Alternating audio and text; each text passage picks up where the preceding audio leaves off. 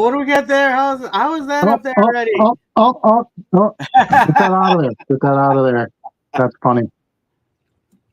Let's see. Yo, YouTube. What is up this evening? Thanks for joining us for another live. Myself is Adam, aka Cooter, aka the Dollar Box. And I'm joined, as always, by Charlie, JC3 Cards and Collectibles. And of course, we've got the Stu Meister with us as well. I feel like his scream's getting a little tired. Well, he's an old goat. I understand how he feels. When I get up in the morning, everything breaks, and I have to kind of put it back into place before I can get going. Not a real fun thing, but it's part of the deal, I guess, right? Right. So what's new with you? How you doing? A busy week. Some football activities started this week. Hold on a second. Let me grab something. It was a good week of sales, I'll tell you that. Yeah. But then football activities started, so I've had some early mornings. I found myself thinking yesterday as I left practice, I'm like, how did I end up here? I'm sitting there talking X's and O's with a former NFL quarterback who wrote all this down for me and is like talking, formations and stuff with me. And I left. I'm like, I'm having a football conversation with a guy who's, played at the highest level. Yeah. So that pretty was awesome, cool. Huh? Yeah. Did he sound like he knew what he was doing? Yes, he did. And he had that excitement in his voice when real football guys start talking X's and O's. Sure. So that was cool. I had a big sales day the other day. I'm seeing more multi-card orders come in. It's getting to be recently. It's been almost at least one multi-card order a day, which is what we're working towards, right? We always talk about can't get by on just singles forever. So that's been good. I got the scanner back, so I'm scanning cards. In fact, I was just scanning some things right before we went live. Probably listed 100 cards in the last 12 hours now. Things are good. Kids are on their short summer break before summer school. We're getting some hot weather coming this weekend. So I know, I can't wait. Finally, no rain. Hopefully, Luna's played 3 soccer games, rain at every single one. Yeah. So you like the 90-degree temperatures? That's too hot for me. No, I'm fine with that. My ideal temperature, like if I were to pick a temperature year round. Now this doesn't include humidity. Okay, that changes things. But 85 degrees is perfect for me. So like, I could be in San Diego. That's like my weather. Yeah, for me, it's like, I don't know, 75 to 78, somewhere in there. That's perfectly comfy for me. I'm a man of larger carriage. I don't like those real hot temperatures. Well, I'm such a small person, so yeah, I could see that.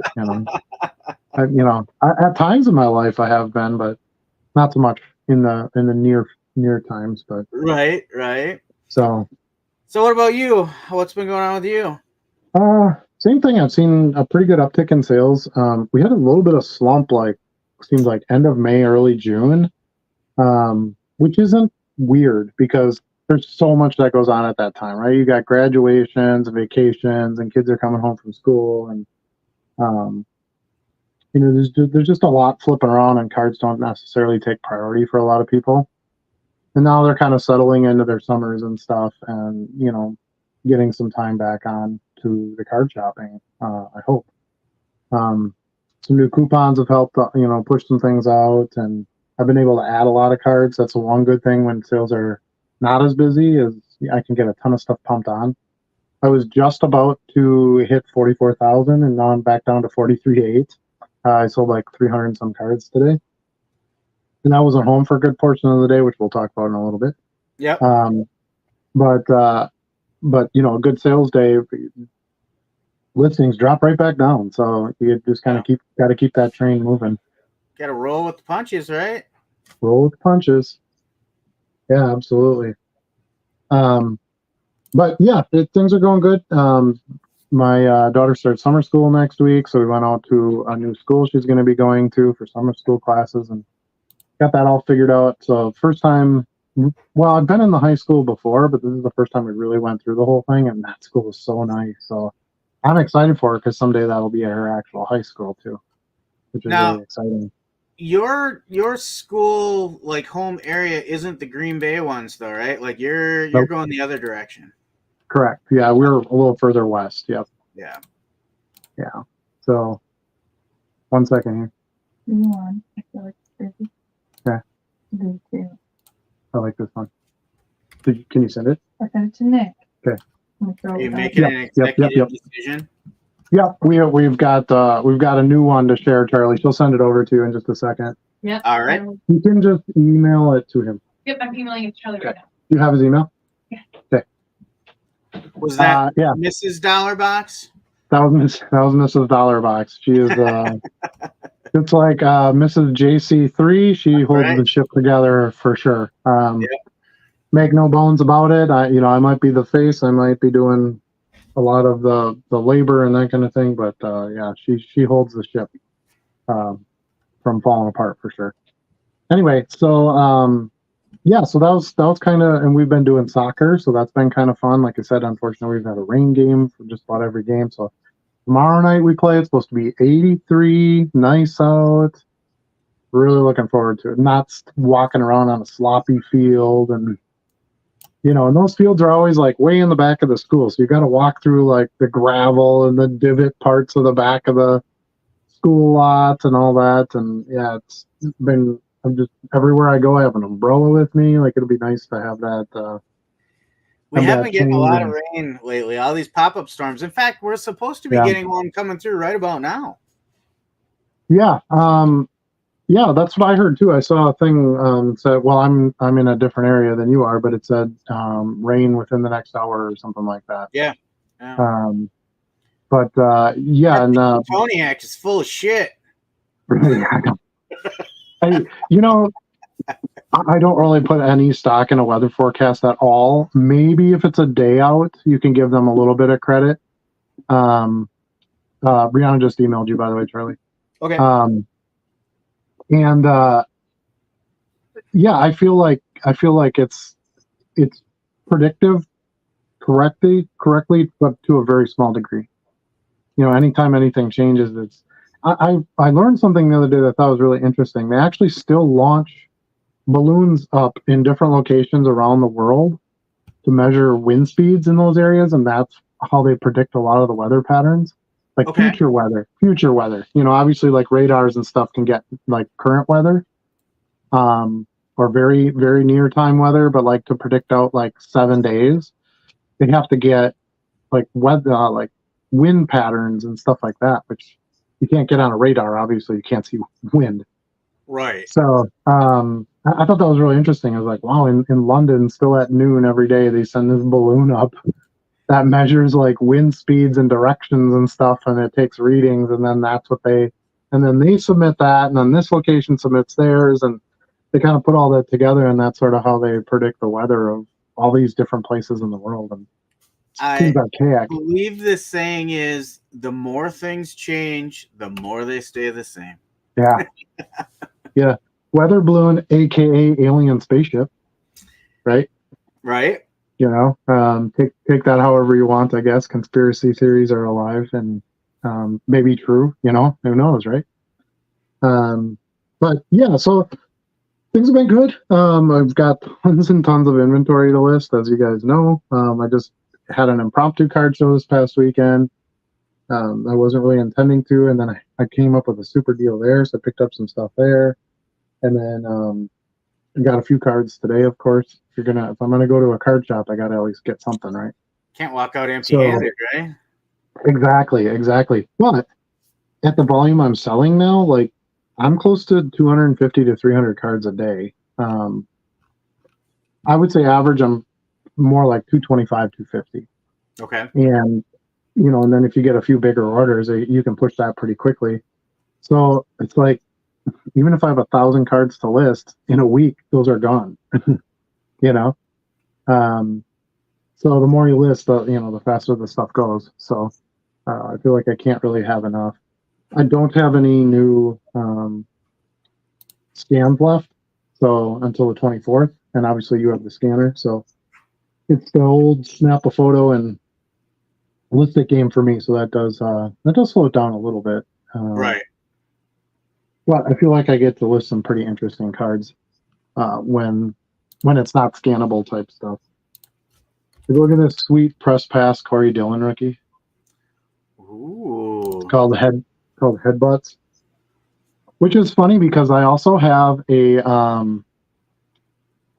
who's the quarterback guy that was drunk all the time and never really made it in the NFL? Can't think of his name. Jay Cutler? He's also in 97. No. Ryan Leaf? Was it Leaf? Maybe it was Leaf. So it's kind of funny because that was the first one I pulled. Then I got this Corey Dillon one, and it says Headbutt on the card, and I was like, huh, they put that on there wrong for Ryan Leaf. It should say Butthead. Yep. So I was having some fun with that. Kind of stretching my legs a little bit. Some different players. I got this really cool Willie McGinnis gold signature rookie. Here's a really nice Cardell Patterson Topps Platinum Refractor rookie. Yep. Do you remember Cardell? He was pretty good for a little while. Oh, yeah. The sweet Joe Thomas tobacco type card. Joe Thomas. Here's another Joe Thomas. I love Joe Thomas. I think he's the greatest lineman of all time. This is some Russell Wilson, the Focus Chrome cards. This one's really cool, Ronnie Lott, but it's just a Ronnie Lott Fleer card, but it's the Fruit of the Loom one. It's got the little Fruit of the Loom logo up here. I don't know if you can see that. Up there, there it is. Up there.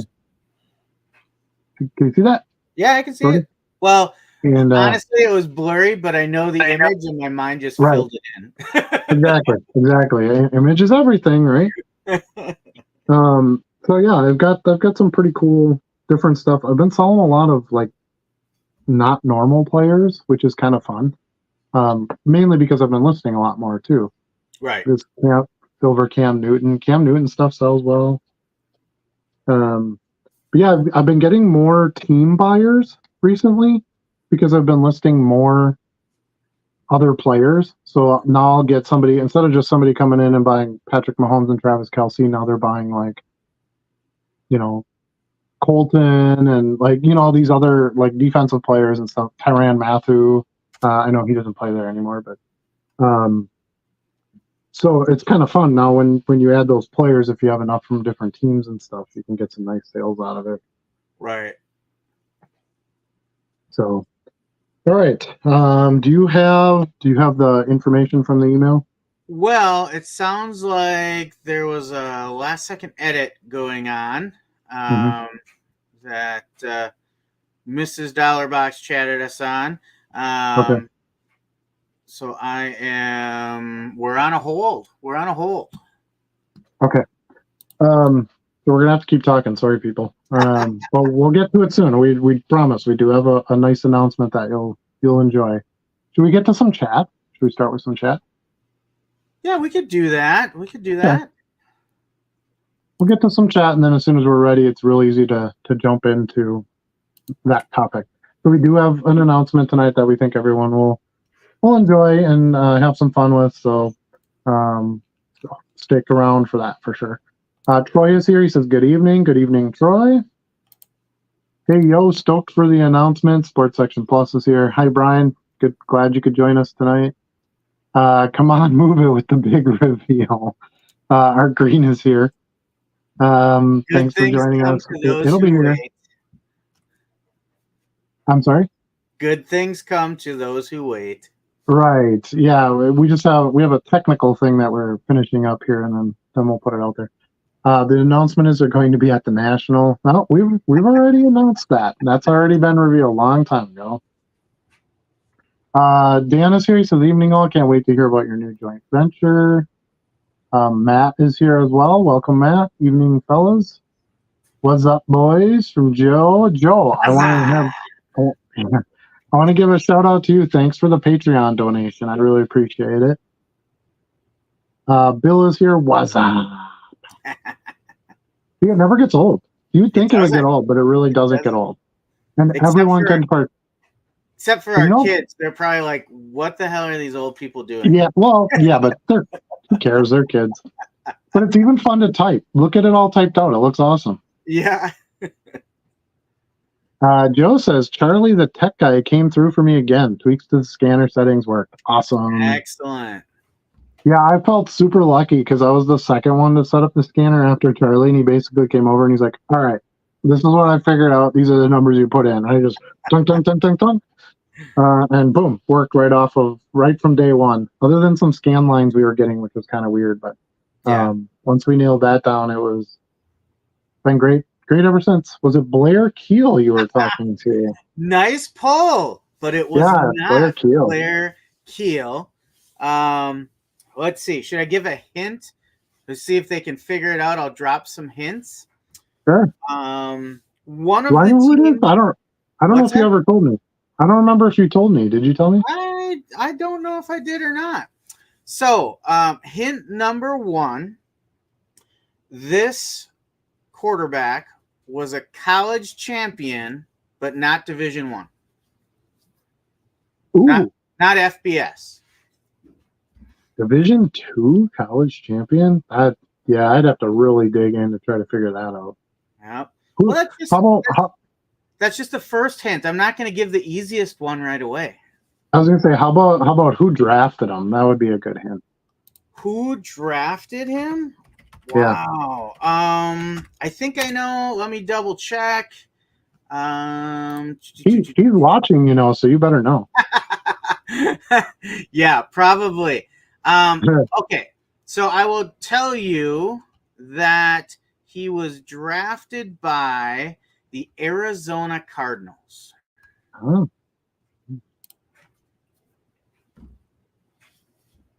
Interesting. Yes. And just to follow up on the college thing, that was a Division II national champion. Okay. And you're going to tell us the team of the national champion? Well, that might make it too easy. That's true. Yeah. I think that's enough for right now. We'll get some guesses off of that, and then I'll provide another hint in a little bit. I'm sure the Googling fingers are very active right now. So Right. Was Charlie talking with Aaron Rodgers? That's why he's missing minicamp?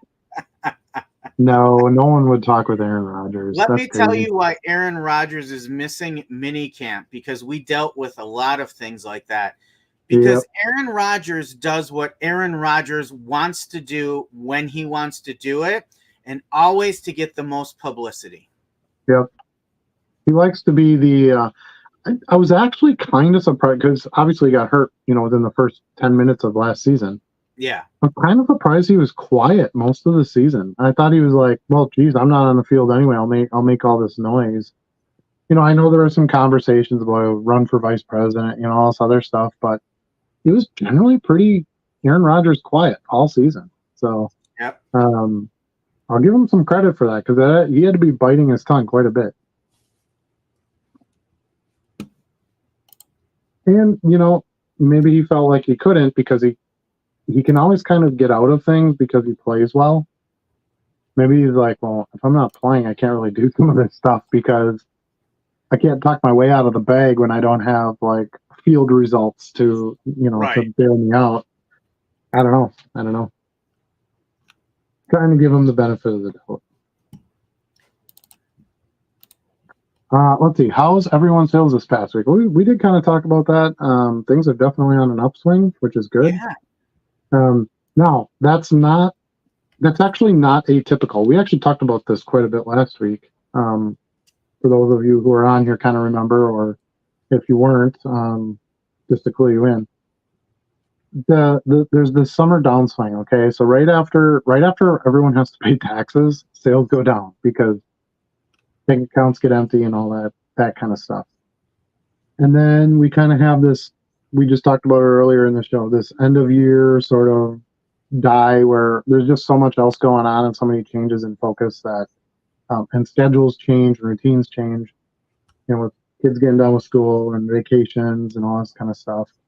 Now that that's kind of settling into that routine, now people are going to be back, online. Okay, I go up to my cabin this weekend. Great. What do I do at night? I shop on eBay. So they're just doing it from a different location from where they used to be, essentially. Right. And we're starting to see some heat towards football. I sold a lot of football in the last couple days. Football is generally my best selling sports card anyway. It's also the cards I have the most stock of. But right now I can start to see I'm getting lots of offers on like Jalen Hurts rookie cards and Josh Allen inserts and Bryce Young rookie. What's the other one that I got a bunch of? Oh, I got a couple offers on some Purdy stuff. Okay. So you can see it's the buyers trying to get ahead of the jump. Each year it kind of sneaks a little bit earlier, right? You got to be before the other guy, and they're trying to get some deals on some of this stuff. Hopefully your downturn in sales, you're going to let this stuff go a little bit cheaper, and then they hold on to it for a month, and boom, all the hype is there. So don't fall for that, by the way. Fall for that. Don't fall for that, and don't be the jerk who, when someone's asking $20 for a card, you offer $2 because that's just not going to work. But anyway, I'm starting to see more of that stuff coming in, and buying rookies from last year because, of course, none of this year's draft cards are out yet. Well, some are, very few are. Let's put it that way. None of the better brands are out. So, some of those rookies kind of going into their sophomore seasons now. Some of the buyers are starting to scoop those up and get ready. So yeah, and we'll start seeing camp reports, and we'll start seeing rookies reporting for stuff, and interviewing some players, and stuff like that. We obviously see a lot of that here. We're in Green Bay, so it's big time. We talked about this last week. I know Jordan Love's in town because he lives over by me, and I saw him the other day out at his mailbox. So you can, once it starts coming back into vision, it's that's going to be the hype. Basketball, for the most part, is you're kind of done with your sales because there's only basically 2 teams left. So the playoff run money is kind of done with that. Other than maybe trying to buy into the potential MVPs, but you might be a little late for that. That money might already be up there. Those prices might be up there already. It's like Jaylen Brown and Jason Tatum, and those guys, probably not the best guys to buy right now either. Right. You can get some sales on them. Luka sells, but Luka always sells.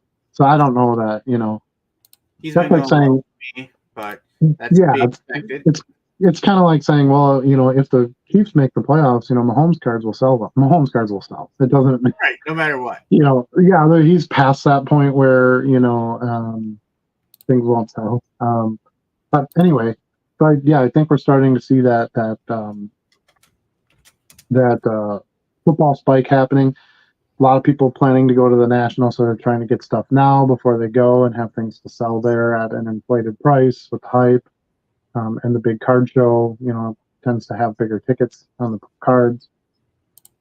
So yeah, that's kind of my take, and it's sort of the normal cycle. It's a little bit early for a football push, but it seems like ever since the boom, it's been a little bit early, a couple days earlier each season as people try to get the jump on the next,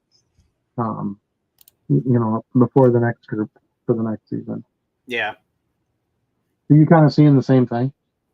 I am. Like, it was just last week we talked about sales being down. So that's how quick the market can change, right? Yeah. But yeah, thankfully. Yeah. 4 days ago, I set a personal daily record for sales without having any big cards in there. Mm-hmm. But then I also feel like over the last week and a half, so even the second half of the week where we were talking about it being slow, I've kind of made a step level increase in my average daily sales too. So, and the cards that are going, they're kind of all over the place. It's interesting to see cards that I listed quite a while ago go in a mix with cards I just listed. But like tonight, I've got some Favre and Jordan to ship out. I've got a Pokemon card to ship out. I've got a Johnny Cash card to ship out. Jennifer Gillum of the WNBA, a Rock Talk insert. Yeah, I sold one of those today, a Sports Illustrated for Kids card. Oh, really? Yeah. So something must be going on with her. Don't know. Jerry West died today, so might see a spike in his stuff. Yeah. What else I got? Old school mosaic, Scottie Pippen. So, the other day, some of the sales I posted, some of the guys in the Discord were even saying, "Oh, your sales are all over the place, all different categories," and that's what I love. It's funny you mention that because that's kind of my MO. That's where I really took off. So I actually I recorded a sales day video today. I didn't post it yet. But that's what I focused on. I kind of got an intro in the video where it said, okay, well, this is a sales day video, but I'm going to go more in depth on each sale.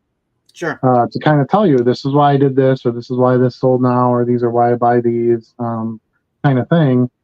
Because I think that's important. I think you have to have some reason why some of this stuff is things that you buy and why it sells. Now, if you can get stuff super cheap, when I'm buying cards for a penny or two, I really don't care. I don't care if it sits for 3 years. It's right.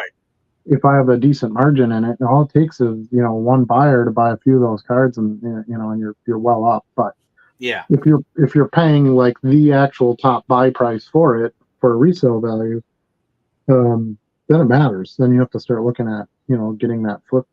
But it's funny you mentioned selling some older stuff, because today I actually have almost 7 drawers of bagged cards done now. Got a lot of my non-bag stuff converted over. And I sold a card yesterday from my very first bag I did on December 3rd of last year. So kind of interesting. I'm pulling all this stuff that I just listed, but I'm also pulling one out of the very first bag that I ever bagged. Yep. So it doesn't, and it wasn't an endless thing sell somewhere. It wasn't anything like that pushed it. This was the time that I found a buyer. I had a buyer buy a bunch of female Sports Illustrated for Kids athletes, and it was a card from that. So nice. Because the very first cards I bagged were actually cards I tore out of a Sports Illustrated for Kids magazine. So okay, kind of fun. And we didn't even have the scanner then, so I didn't scan them either. They're all hand shot. So kind of fun to see that too. All right, let's jump over to Art Green here. Sales have been humming for me, having my best sales day ever today by dollar amount, but selling a $300 card helps. Yes, it does. I've had some. Sometimes I see the really big spikes, and I'm like, well, what did I do on that day? Oh, yeah, I sold a $400 card. Right. But that's okay too. There's nothing wrong with that. You should at times be able to have some sales where you get some bigger meat. You don't have to do all $1.50 cards. It's a lot of quantity game to get to $300 at $1.50. So it is. You definitely want to have some stuff that you can flip for those bigger amounts. I did get spoiler alert no spoiler alert because I did post it today. I posted my pickups video from this past show, and I bought a bunch of first pitch cards. Okay. And I got 2 Aubrey Plazas. Out of that box, I paid like 2 cents a piece for the cards. I got 1,200 cards for $35 or something. Nice. Plus a Otani box loader for free, which is like $10 alone. But anyway, the Aubrey Plazas go for like $20 a piece. Yeah. They're crazy. So I got a lot of really cool ones. My favorite was I got a Tony Hawk Topps Chrome Refractor. So I think that one's going to stay in my collection because that's pretty cool. But I got a lot of map pack cards, and the guy had some weird stuff. So if you guys haven't watched that video, you might want to check that one out because my pickups are weird. But good weird. A lot of baseball. He's a baseball guy. It was odd because he had all these quarter boxes, and then right behind the quarter boxes, he had a complete set of 1941 play ball graded that he was asking $20,000 for. So I was like, I think I heard that. Yeah. You have quarter boxes and then a $20,000 set on the table. I don't. It was just. It was just the oddest thing I ever ran into, and Right. these were quarter boxes. So, I always expect my discount to get me down to 17, 18 cents, something like that a piece. And then he had a thing on the sheet that said if you wanted a whole box, it was $100. But of course, I don't necessarily want all the cards that are in that box. So then I want an even better deal, right? So I'm there for like 2 minutes and 5 minutes, whatever it was. And I've got maybe 10, 15 cards I picked out, and he goes, tell you what, fill the box, $50. And I'm like, and I can pick all the cards? Because that's the condition to me, not that $50 wasn't a good deal on its own. And he's like, yep. So he had some cards in a random box. So he even gave me the box, picked those cards out, and I got about 3/4 of the way full. So I would say it wasn't, the 1,600 cards that the box would hold. It was probably 1,200 cards or something like that, plus the box loader. So we agreed on $35 for all that. And I had some dollar cards that I threw in there too, grabbed out of his dollar box. So heck of a deal. It was a really, really good deal. So now we don't even have to watch your video. You just gave it all away. Well, that's just it. It's the teaser. I didn't tell you what cards were in it. All I told you about, it's worth it just to see Aubrey Plaza. That's a treat right there. She has got a hardcore following. She is. I watch her late night interviews just randomly here and there because she's so amazing. Yeah. That very first interview she does, that she goes on David Letterman, and David Letterman creates awkwardness. That's kind of his MO, right? Yeah. He put these people on tilt.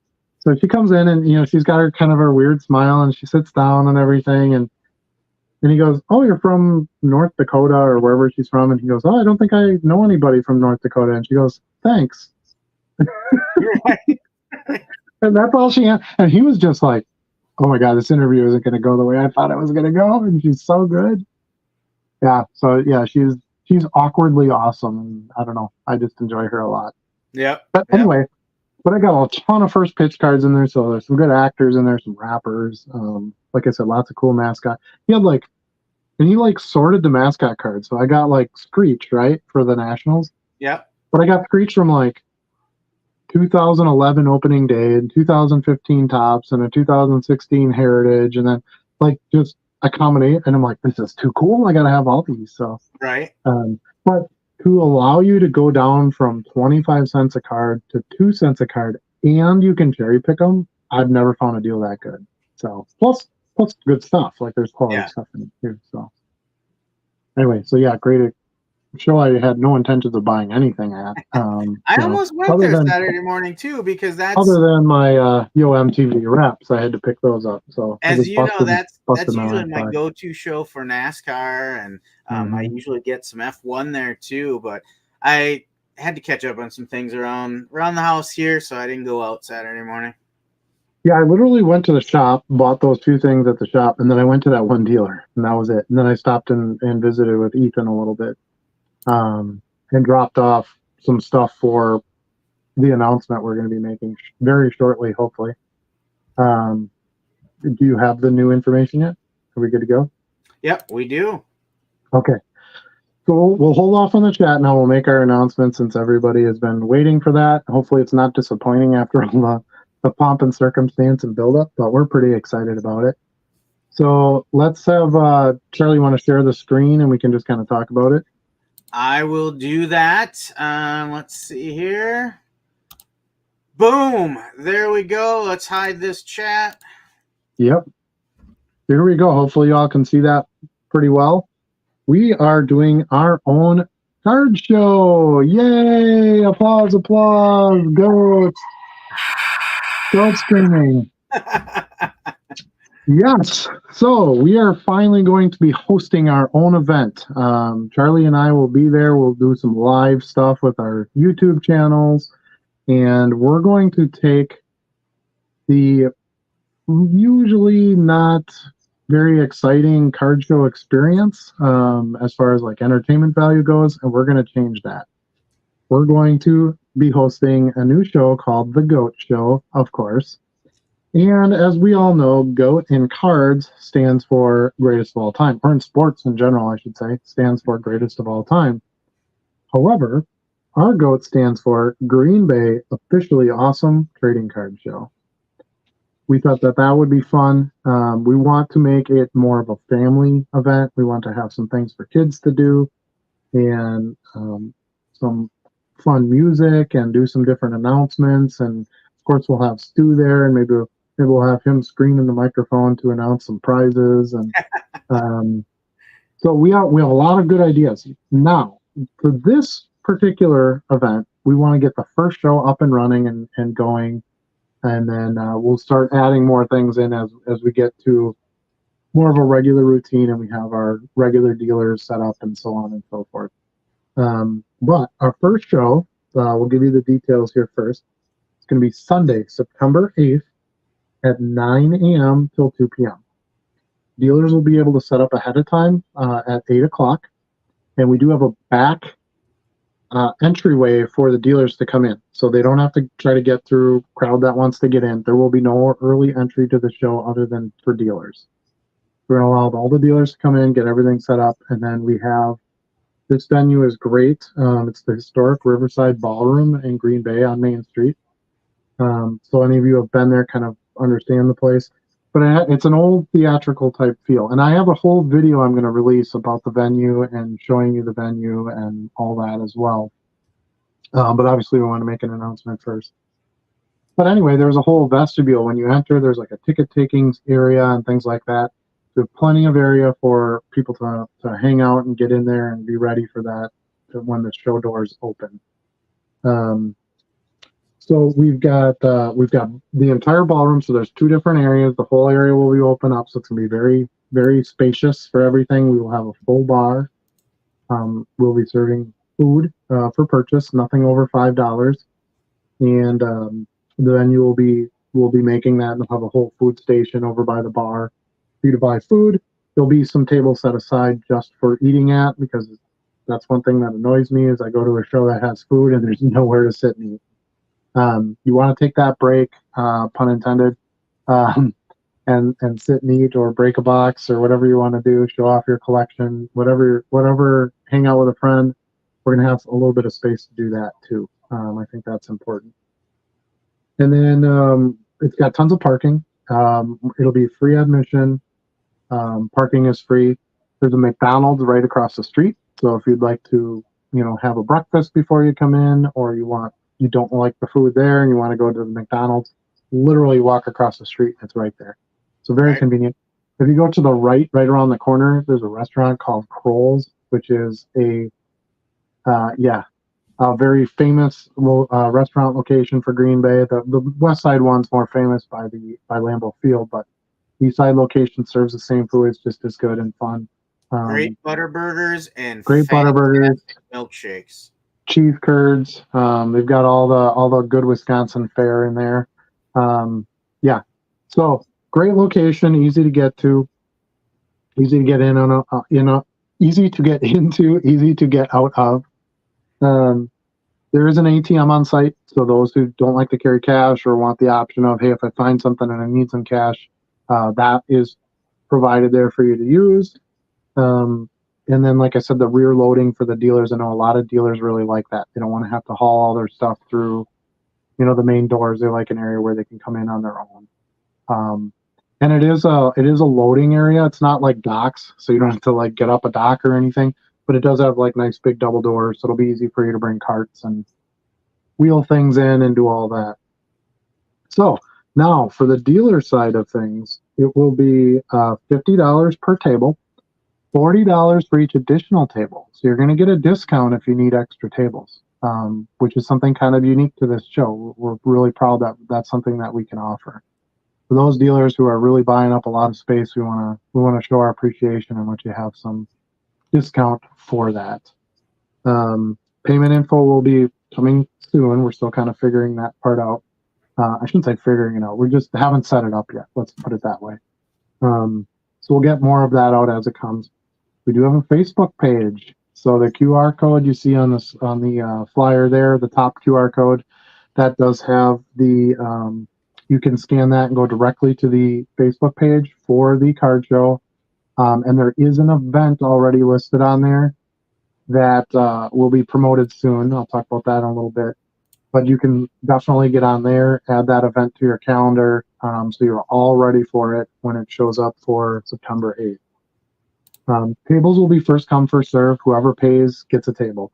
We'll do waiting lists if it gets to that point, but we aren't going to save a name that hasn't paid. We will make sure. Oh, is this the other one?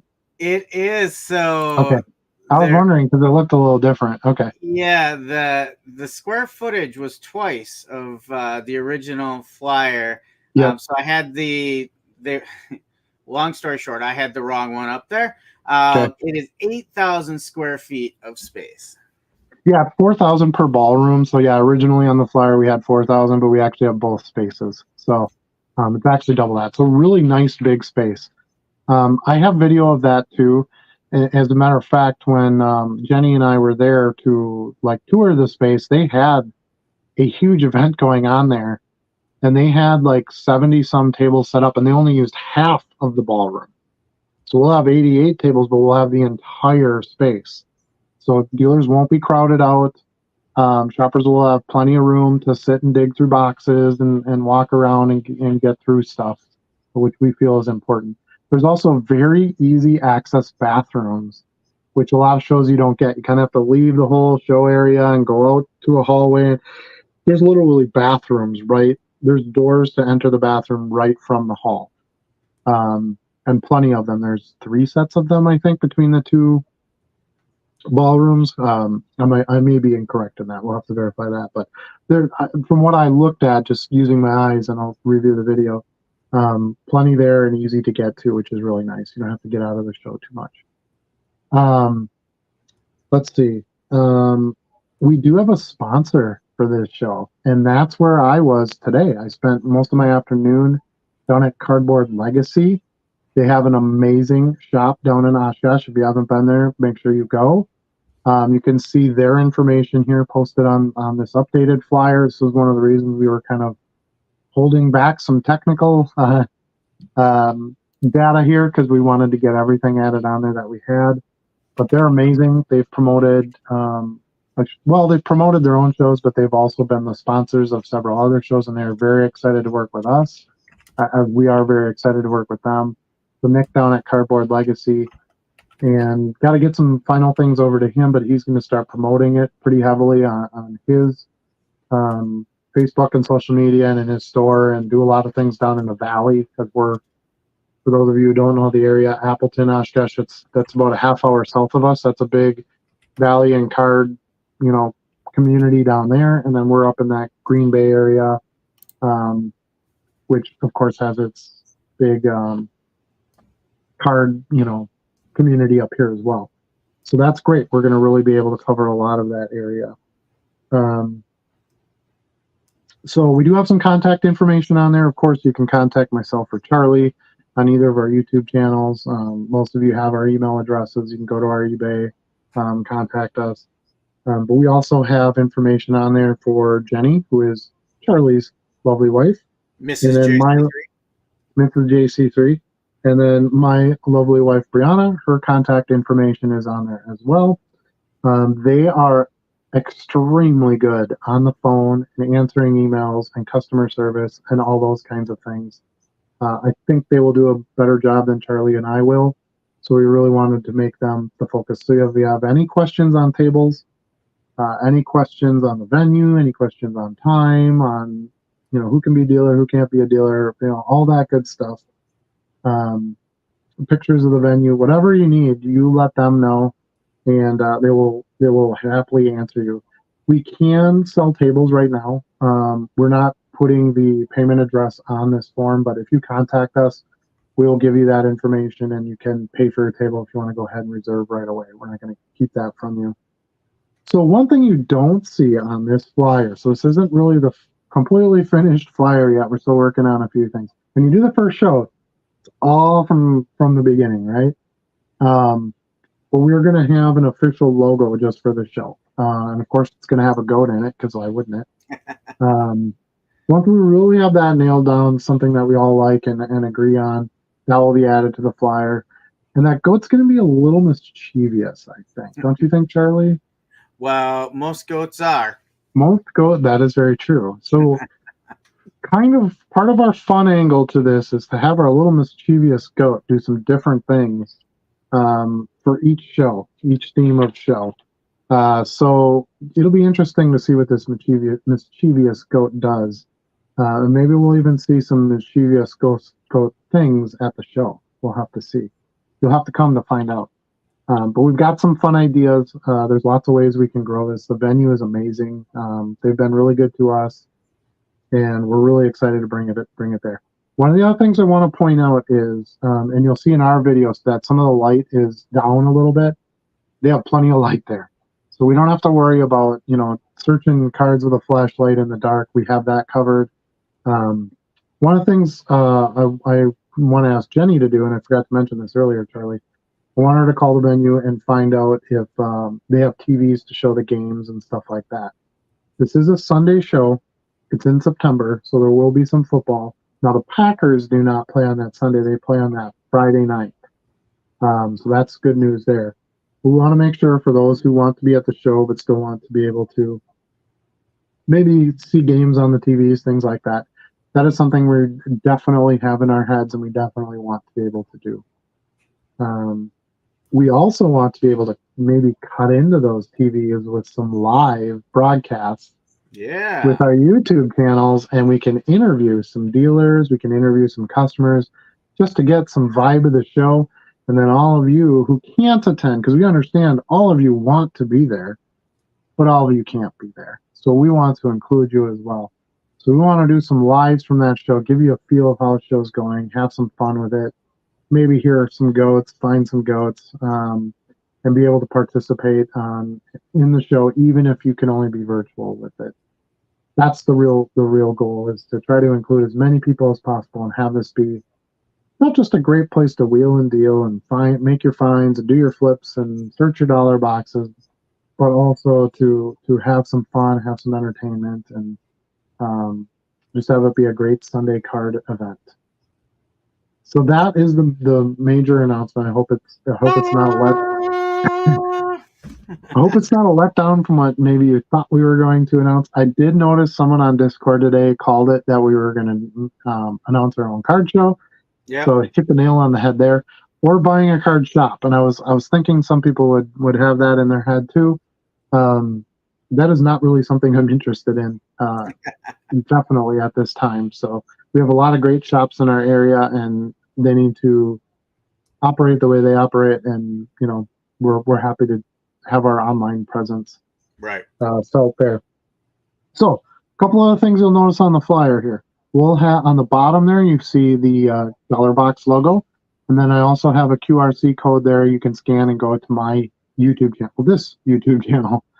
And then I also have Charlie's logo on there for JC3 Cards and Collectibles, and a QRC code to scan to get to his YouTube channel as well. So we also want to build our online presence with this. The whole goal of this is to keep expanding and building our community. We feel like we have a good one, and we want as many people to be able to participate as possible. We have a great virtual community. This will give us some more in-person experience. We'd love to have vendors and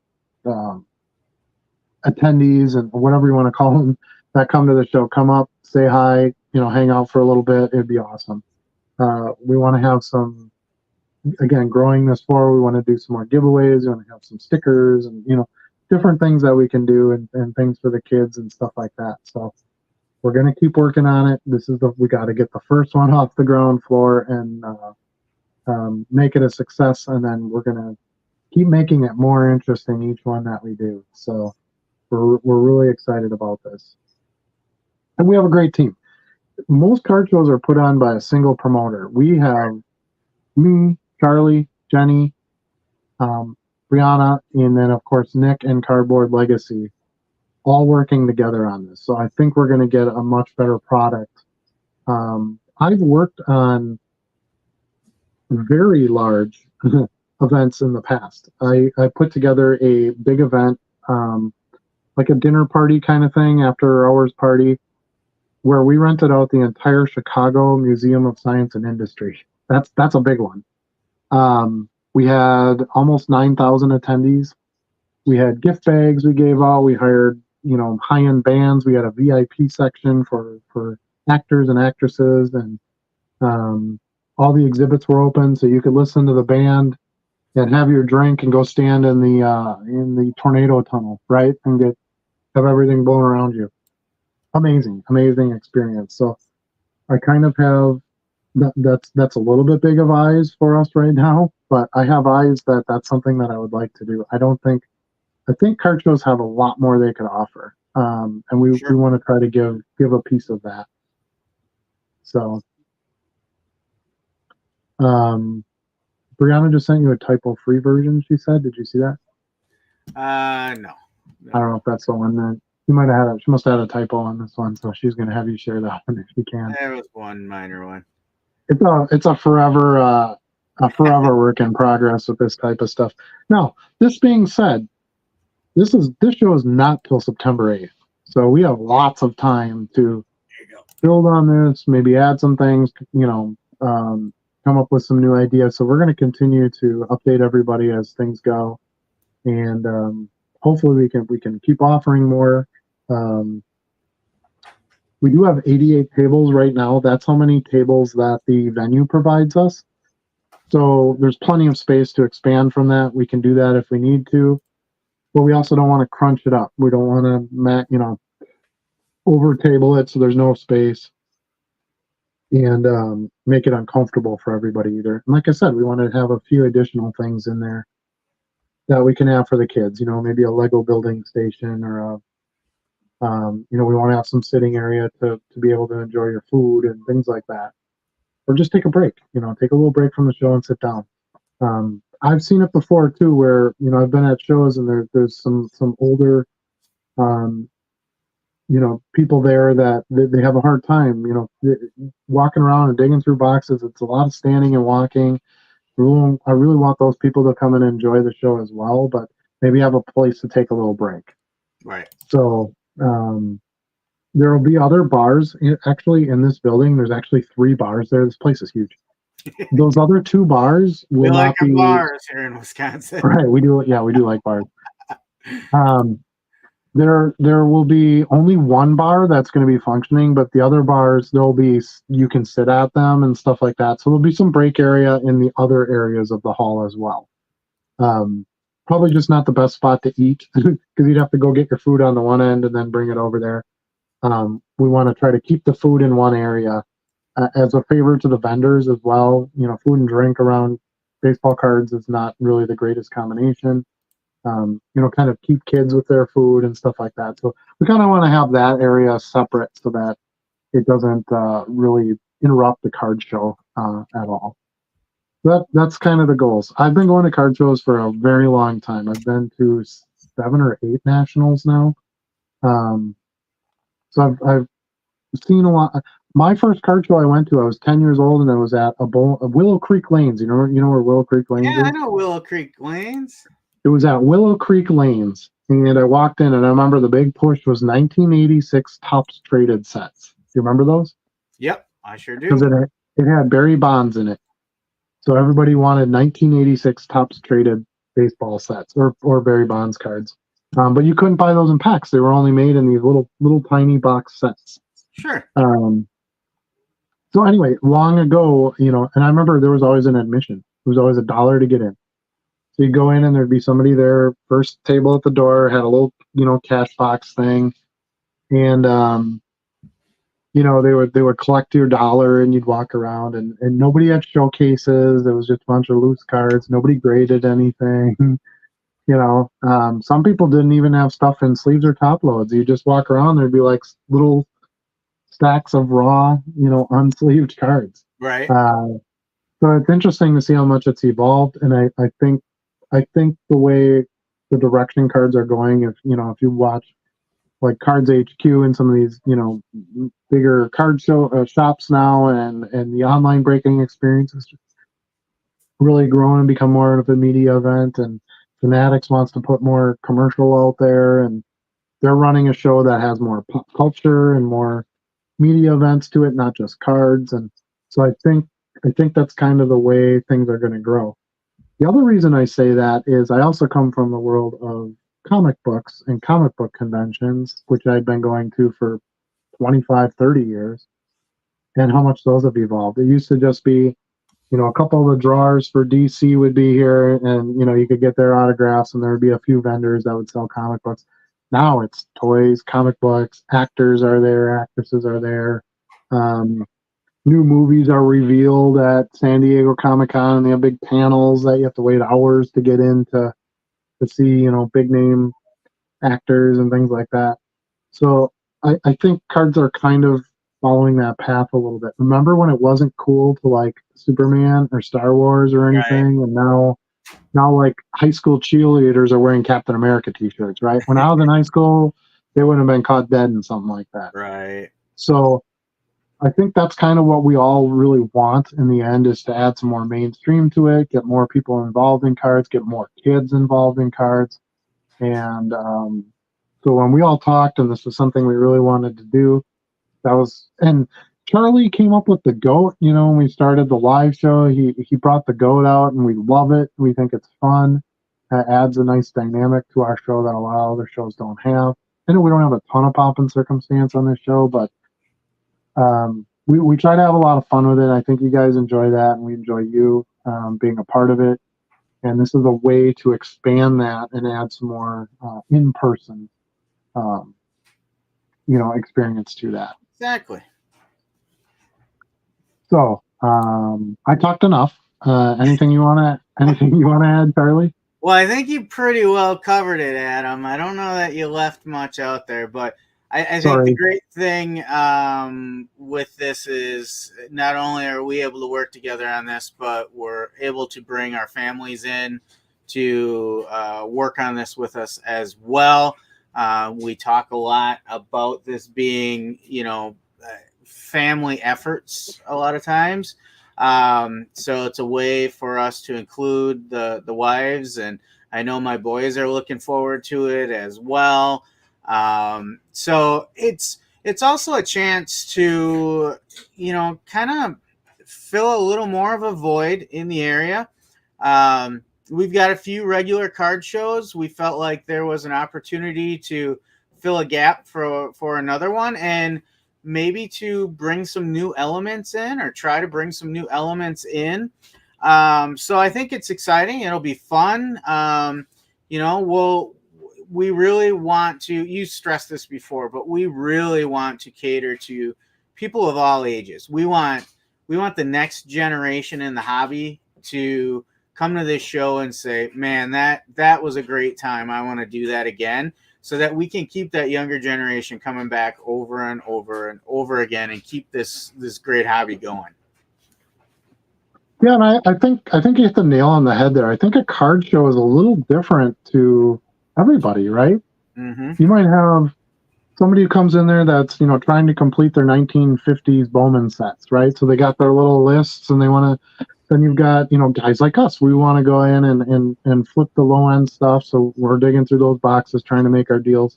And you've got your high end slabbed people, and then you've got your Pokemon, and there's just so much.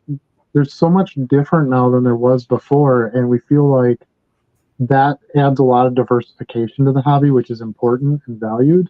But the show experience doesn't really take advantage of that, right? It's just a bunch of guys set up with tables, and girls set up with tables, and people come in and they kind of do their thing and they leave, and there's really no event or anything. Nothing sets them apart, right? You can go to one show here and go to one show there, and then other than maybe who the dealers were there or the size of the show, there really isn't anything that makes one pop over another. So that's something that we want to try. That's our big focus. That's a big focus on doing the whole thing. So, for sure. We can use your help. We definitely need people to book tables. If we don't sell any tables, we can't do this again. We definitely need people to attend. We definitely need people to get the word out. I'll post this poster in my YouTube channel just as a post, and go ahead and share it. but yeah, we want to get it out there. We want people to talk and say, hey, I think we'd like to give this goat show a chance. We like these guys. They kind of know what they're doing, and they like to have fun. So let's try to go have some fun with them, and that's all we really want. So, yeah, really looking forward to it. And you get to meet and talk to our spouses, who are way more interesting than Charlie and I are. That is very true. Very true. So this is your chance to do that. They're not big live show people, so we can't do a lot of that with them. But they really want to be a part of the daily show activity. So yeah, and like I said, we have people. They are people, not like me and Adam that spend most of our day crammed in some corner office with just our cards all day. That's exactly right. And that was kind of the one thing when we were talking about who do we want for contacts on and I'm like, this is you girls. You girls nail this. My wife on the phone is amazing. Jenny's amazing on the phone. They're very responsive to emails. They type well. I didn't have nothing to do with putting this flyer together. Brianna did pretty much the whole thing, graphics and all. So yeah, I think it'd be a good experience to get to know the entire Dollar Box and JC3 teams. So, and we could do this without them. Not the show, not our business in general. Right, correct. So, this is a big step for us. We feel like it's a good step. It's a great community building opportunity, and sky's the limit from here. If we can make this go, we have a lot of other things we really want to do and add to it. So we're hoping that you join us on this journey. So, and by the way, like this video. Hopefully you like the announcement. Subscribe to the channel, ring the bell for notifications, because you'll also be getting more information on the show on this channel. So that's another way for you to follow that. And the Facebook page for the show as well. I don't remember the link. I just made the QR code, so you'll have to scan the code to get to the Facebook page. But just go ahead and at least follow the page, like the page, whatever you got to do, so that at least that you get the information on that if you're interested in this show. Yeah. Well, I think we can get back to the chat. I'll pick us up where we were at. Yep, sounds good. Yeah, if you want to pop it up there. Last week, Troy says my last week was my best week so far for sales in dollar amount. That's awesome. Fantastic. And then Bill finished my thought. He said Manziel. You're correct. That's actually who I was thinking of. But Charlie was actually right. It was Ryan Leaf, because Manziel was not a rookie in '97. He was a rookie in 2014, I think. Something like that, yeah. Art Green says, congrats, right back at you, Troy. Brian says Neil Lomax. Are you talking to Neil Lomax? I wasn't talking to Neil Lomax. That's a great guess, though. Good pull. Yeah. Kurt Benkert. No, Kurt Benkert's currently with the team, so I don't think he's going to be helping any high school football teams right now. Kurt Warner, no. Not Kurt Warner. So I'll give you another hint. This athlete played in the NFL, NFL Europe, the AFL, and possibly the UFL as well. So really put his time in professional football. Maybe best known for some time with the well, I don't know which team I would say he's best known for. He also played in our hometown Green Bay Blizzard for a while, but had a stint with the Redskins, the Rhine Fire, the Georgia Force, the Dallas Cowboys. Twice he was with the Dallas Cowboys. Wow, that's too bad. I couldn't resist. So that'll move you along a little bit more. And I guess one final clue that might allow you to zone in a little bit. He is a Wisconsin boy, born and raised in Wisconsin, not too far from here in Green Bay. Tony Romo. That's a good guess. It is not Tony Romo. Darn. That would have been awesome. I'm going to practice with you if it's Tony Romo. I want to go talk to that dude. We'll take some more guesses. I got one more clue that might get us over the top. All right. Well, let's give them a little bit of time to think. We'll take a couple more comments and we'll get back to it. Johnny M says, "Good evening. What was the big announcement?" We didn't have a big announcement, did we, Charlie? Didn't. I don't know what is he talking about. It's just another day. Shipping and listed. I think Stu had something to say, didn't he? Stu had a big announcement. Stu always has something to say. It goes something like this. That's shocking. I had no idea. What a huge announcement. No, so we did eventually get to the announcement once we got everything technically worked out there. But yes, Charlie and myself and our families, we wanted to put on more of a family experience, are going to be running our first card show. So just some high points real quick for those who missed this earlier.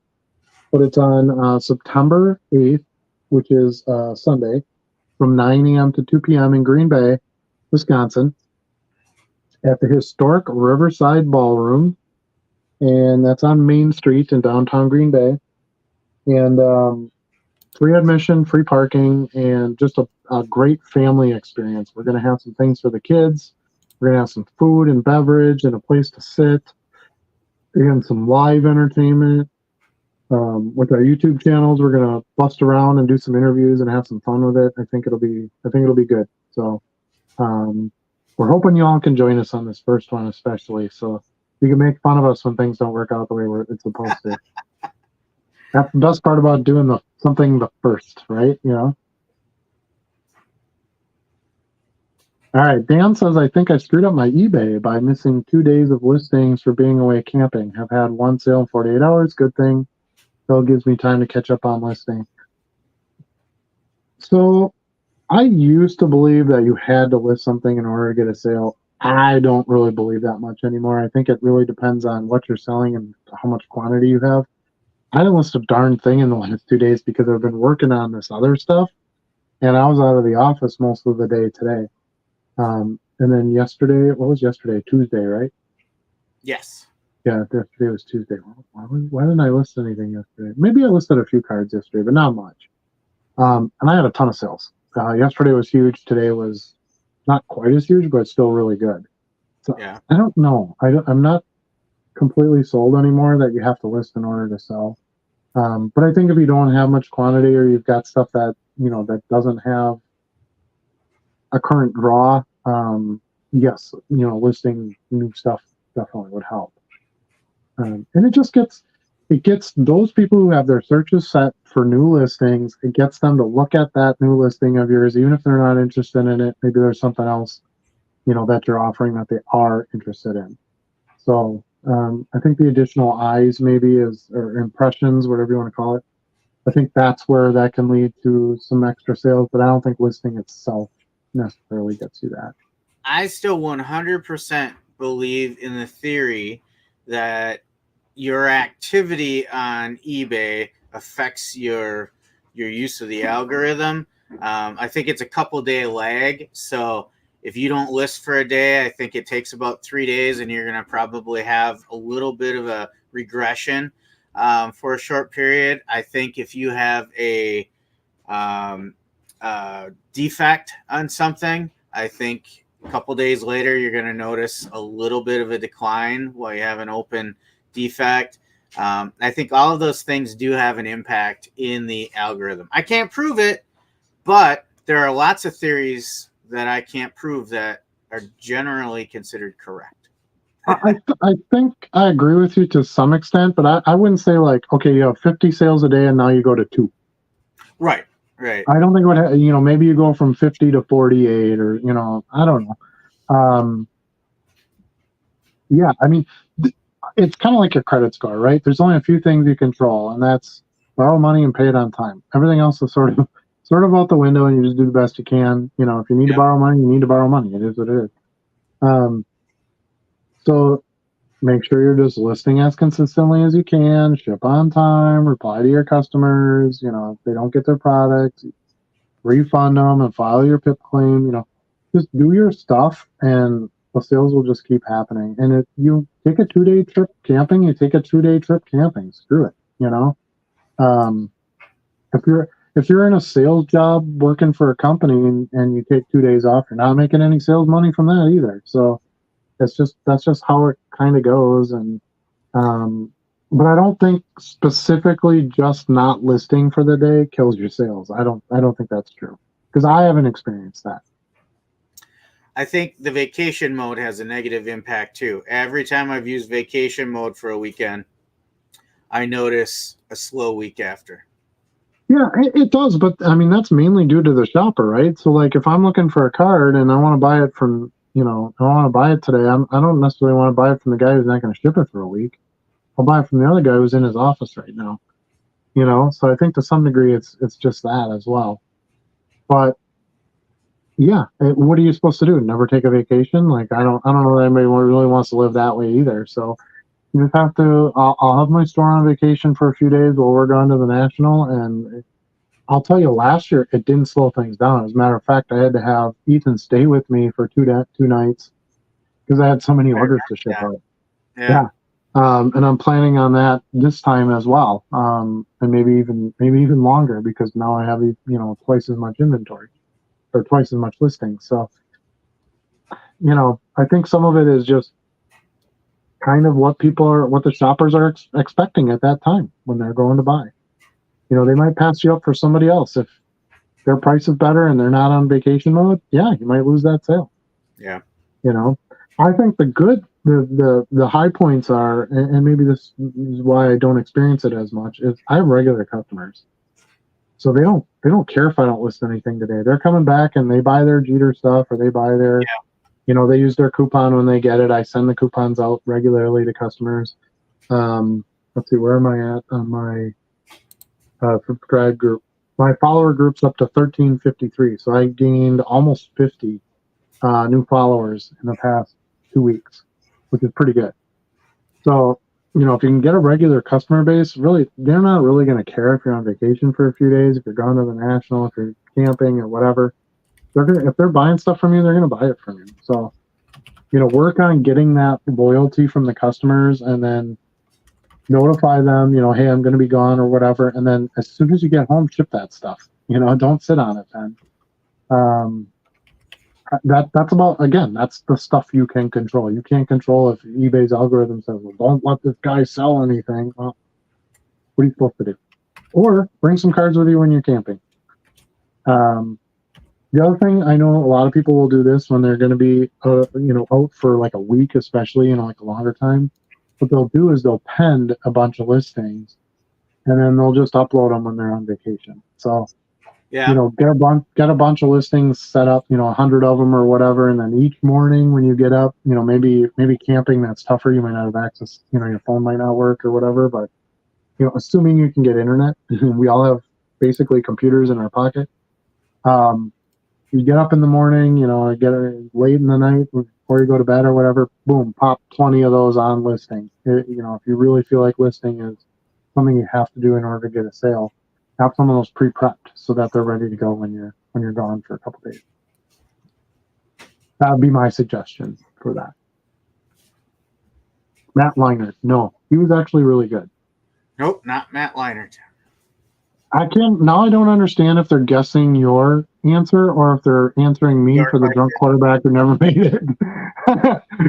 We maybe didn't plan that out too well, because now it's confusing. You guys need to specify which question you're answering. Yeah,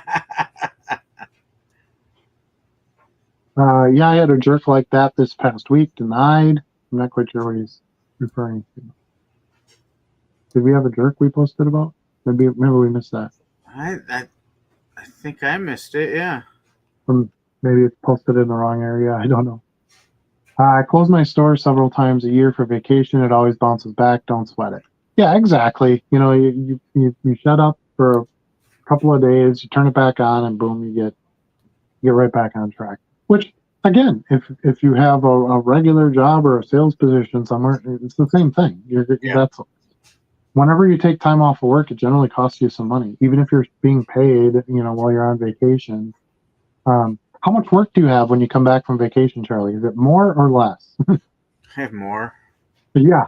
So did you really get paid for that vacation? No, because all that work is just there when you get back. At least that's been my experience in most of my professions throughout my career. So, the work's going to be there. Vacation is temporary leave more than anything.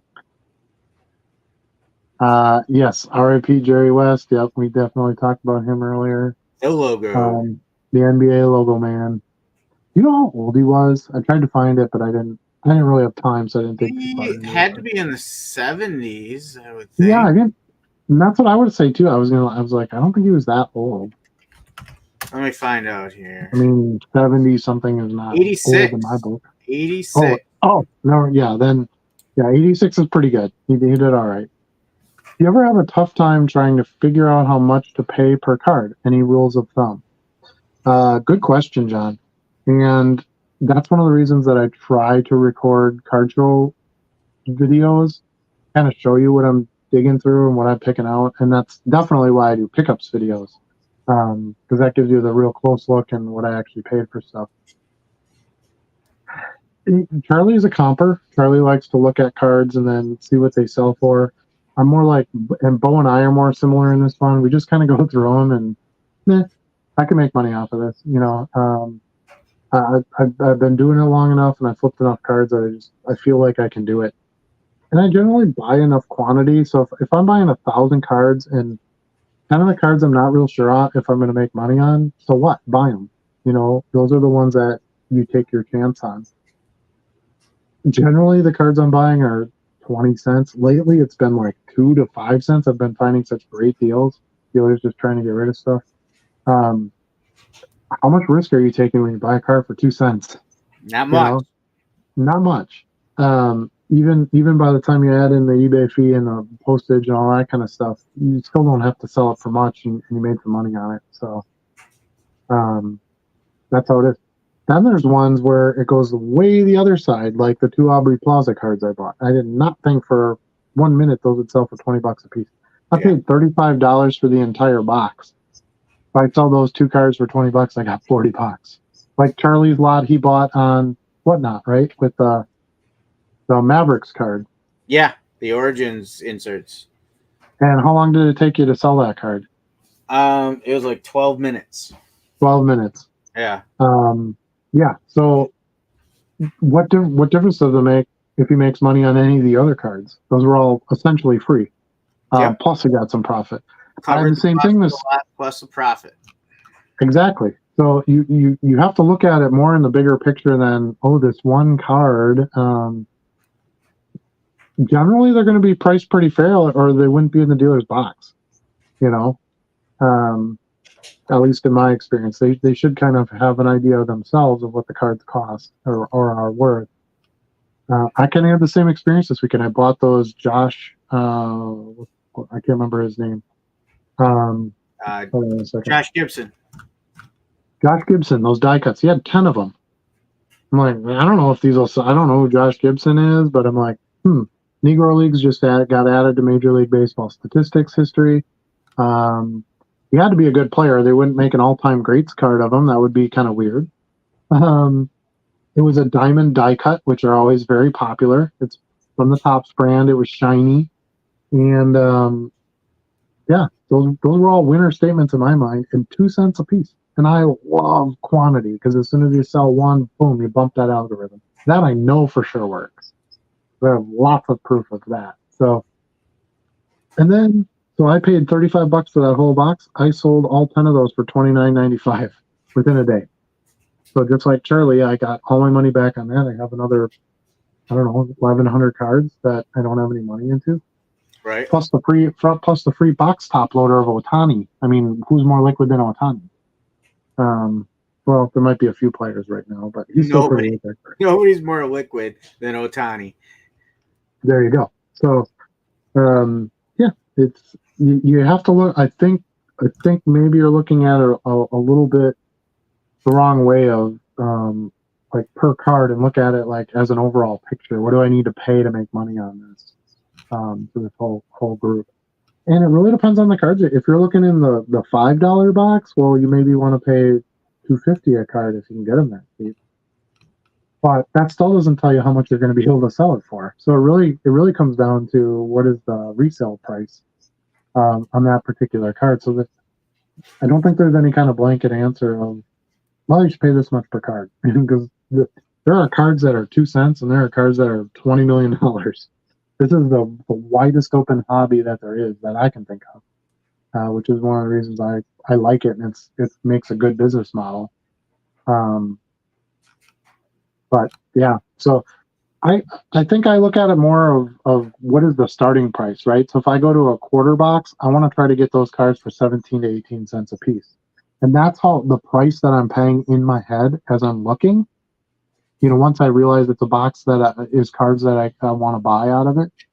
And then I start going, okay, now I just have to get enough quantity so I can get my 17 or 18 cents. So I don't look at the card as a card I'm paying a quarter for. I look at it as I'm paying 17 cents for it. So can I get $1.50 for this card? Because then at 17 cents, I still got 60 cents profit or 50 cents profit after eBay. Right. You kind of have to have like a little formula in your brain that just stays there. And then you just sort of play off of that, with the situation that's in front of you. Is that kind of how you do it, Charlie? Or? Yeah, I mean, I kind of have a percentage in my head, depending on what type of cards and what type of show I'm at and how much I'm buying. I'm usually, putting a stack together and thinking somewhere between 40 and 70% of list price. But I will say that, you said I'm a comper, and I am when I sell. When I buy, I'm not at a quarter box comping every card I look at. Right. But when I get to some higher end cards or mid-tier cards, I don't buy as much of that. So then I might comp some things. Yeah, absolutely. The more you spend, the more you should comp. Right. Absolutely. Right. Especially if it's a card that's moving around, right? It's a hot player or used to be a hot player, whatever the case may be, that price might be way different than last time you looked at it. Yeah. And that's something I consider too, like I've been selling a lot of Bobby Witt Jr. lately, so I might pay a little more for some Bobby Witt Jr. cards if I find them than Corbin Carroll, who's a little cold right now.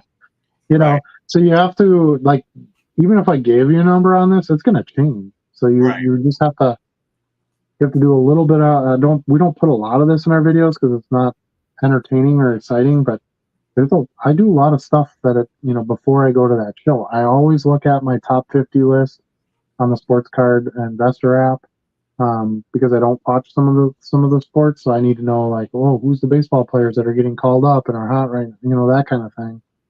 I look at, what players do I want to try to focus on if I find them for the upcoming season of a sport, and stuff like that. What are some insert sets that I really like that have just come out? Because sometimes you can just take advantage of new release money. Yeah. Which is always nice.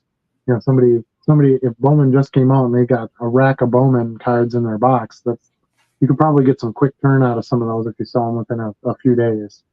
So, yeah, I mean, Top Series 2 came out, today, I think? Yeah.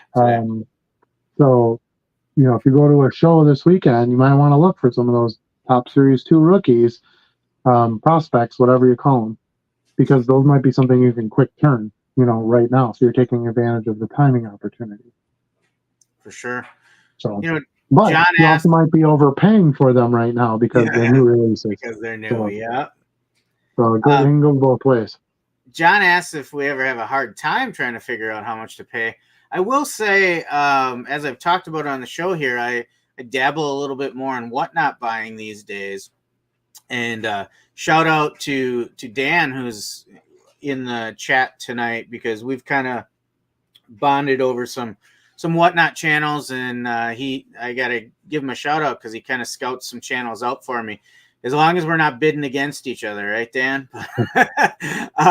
But Whatnot can be a struggle with that because it's so fast paced. Like I do a lot of 10-second sudden death bids, and you don't have time to comp something out on there. So if you're outside your normal element, that can be really challenging. And that's kind of the direction I'm starting to go, is move away from the quarter 50-cent dollar cards to the $5 10 cards every once in a while, to just expand a little bit. I'm not looking to fill my store up with them, but to have some of those offerings, and that can be a little more challenging to me. And it just comes down to your experience with them, right? Like I don't do much with graded cards. I don't buy a lot of slabs. I come to think of it, I don't know if I even bought a single slab in my life. If I did, I have one I bought. I've graded raw cards, but I haven't bought slabs. So when I get into areas like that, that's where I have more of a difficult time saying, how high should I go on this? You know, it gets into a bidding war. How far should I go before I back out? Well, the nice thing on cards that are a little bit higher priced, you don't need quite as big a percentage of margin because you're making more money.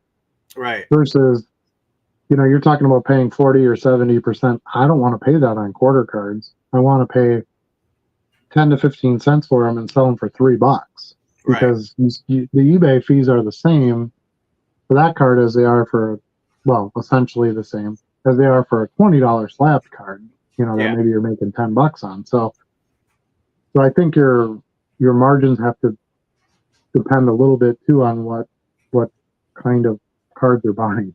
So it's complicated. It's more complicated than you'd think it is.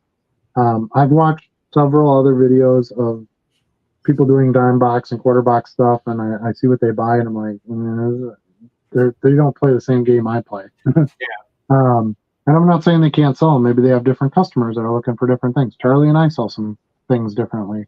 Charlie likes my basketball sales. I saw a lot of 90s no-namers, and it's awesome. But anyway, you just kind of have to figure out what your thing is, and over time you'll understand, well, I can pay this because I can sell it to this, you know, just based on your experience. Joe called it. Yes, you did, Joe. Congratulations. I wish I had a prize for you, but I don't.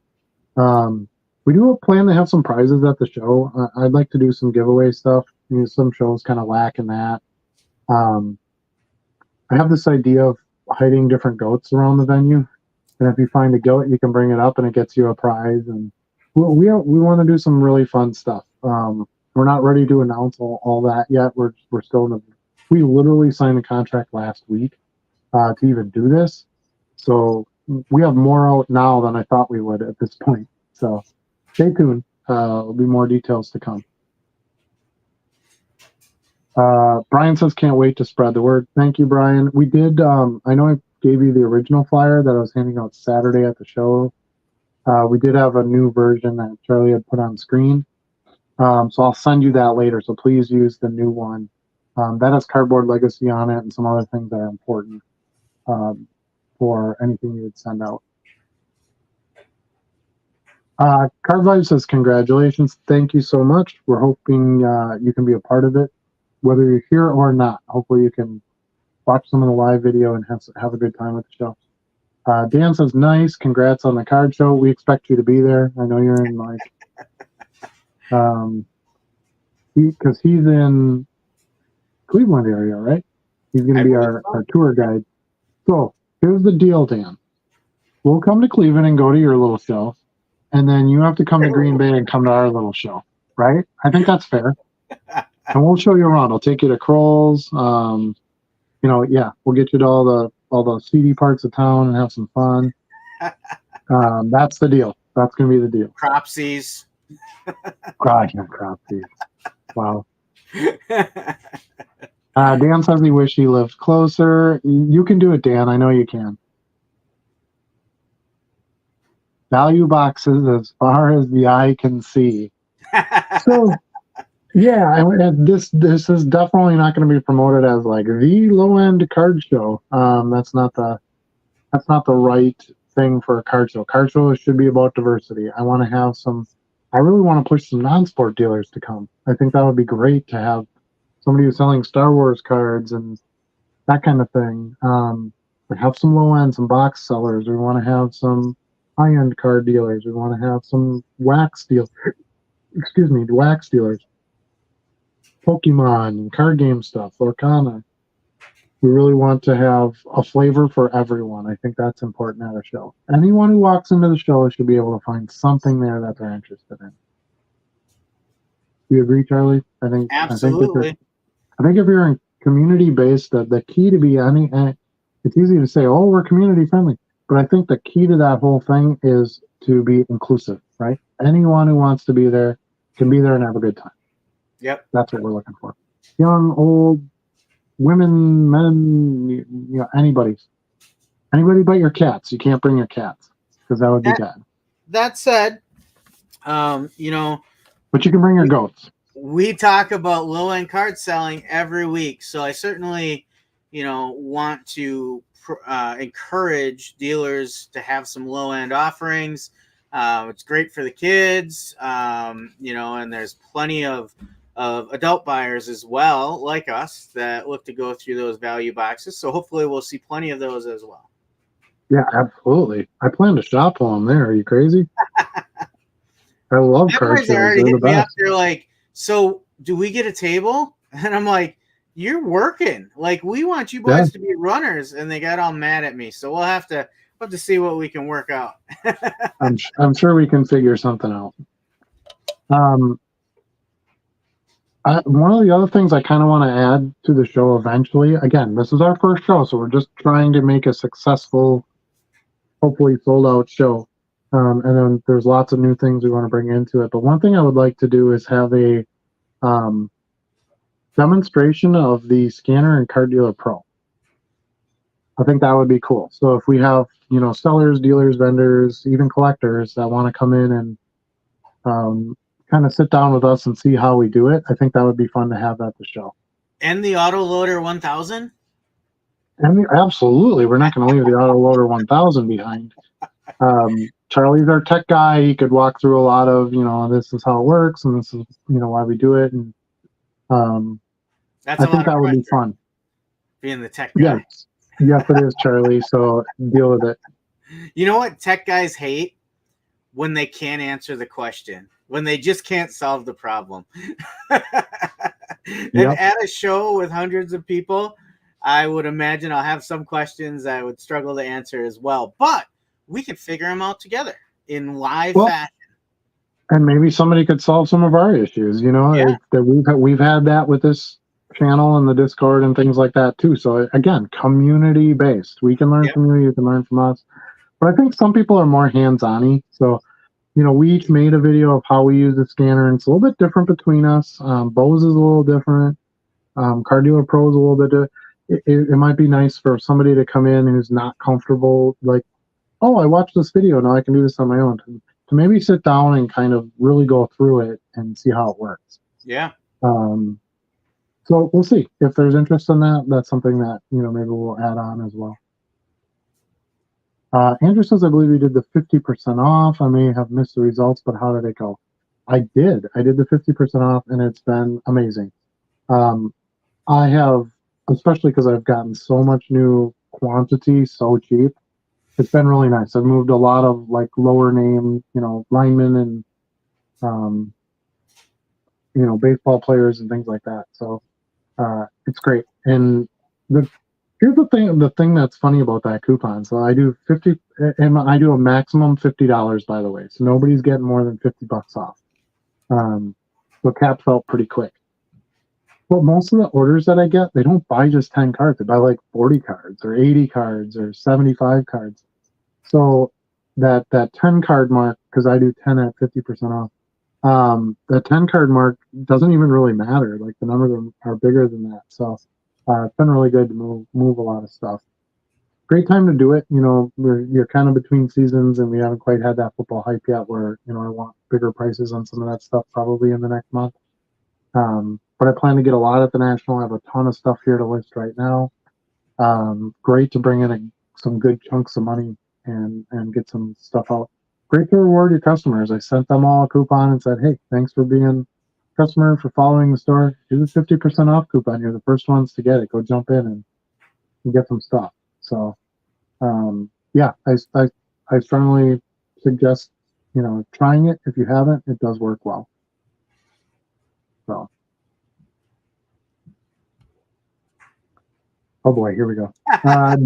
Dave Suzier, he says, hey, instead of paying for a table, can I just sit my cards on the floor? Yeah, I mean, there's always the threat of that. It's funny when I go to some of the hotel shows, because there's a lot of shows that are hosted in hotels. I always see people in like the lobbies with tables, and heck, the National. You'll see that at the National all night. There's people down in the lobbies.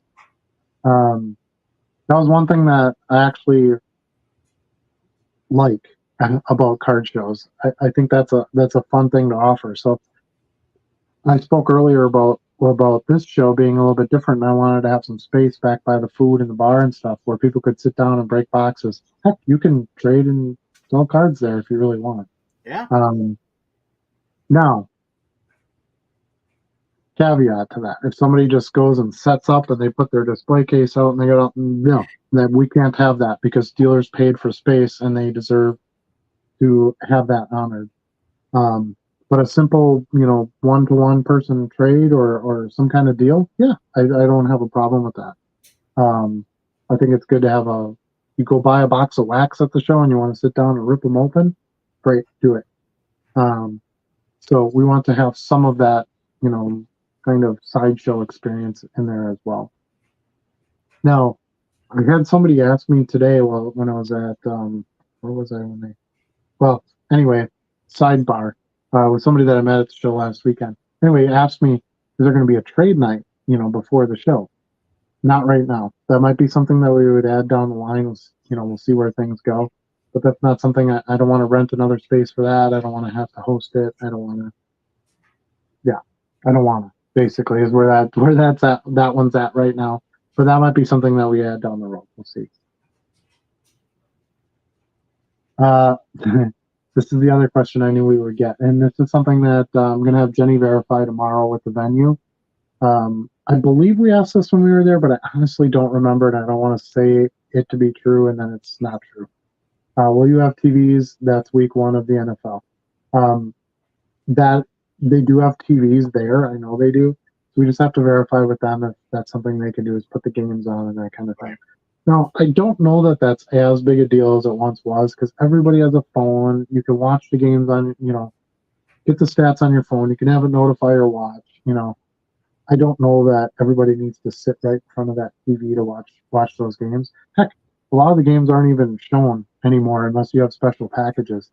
So, if we have the games on at the show, you might be able to watch games you can't even watch. So that would be the goal, is to be able to have some of the games on the TVs there. Now, this show only goes till 2:00, so at worst you'd miss a chunk of the noon games if you stayed all the way until 2:00, which most of the attendees don't stay that late. So if that's the case, if you want to watch the games, you don't want to watch them there, my suggestion would be get there right at 9 a.m.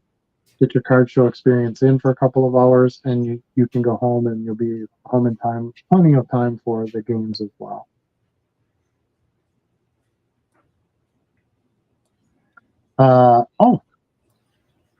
Never mind. Brianna answered your question. I didn't know she was in the live chat tonight. This is my lovely spouse, Brianna. She said, yes, we sure will. So there you go. We're going to have TVs. Do it. Mrs. Dollarbox apologizes for the typo. No big deal. Thank you for correcting it.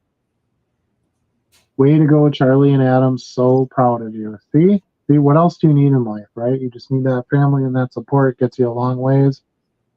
We really enjoy what we do, and our families are important in what we do. You don't get to see it always in front of the camera. This is our chance to really allow them to shine as well. The real stars of the show, right? Yep. Here you go, Tech Boy. Oh boy. Trying to set up my scanner and Card Dealer Pro has been a nightmare. I finally figured out software bugs for scanner and CDP app to load.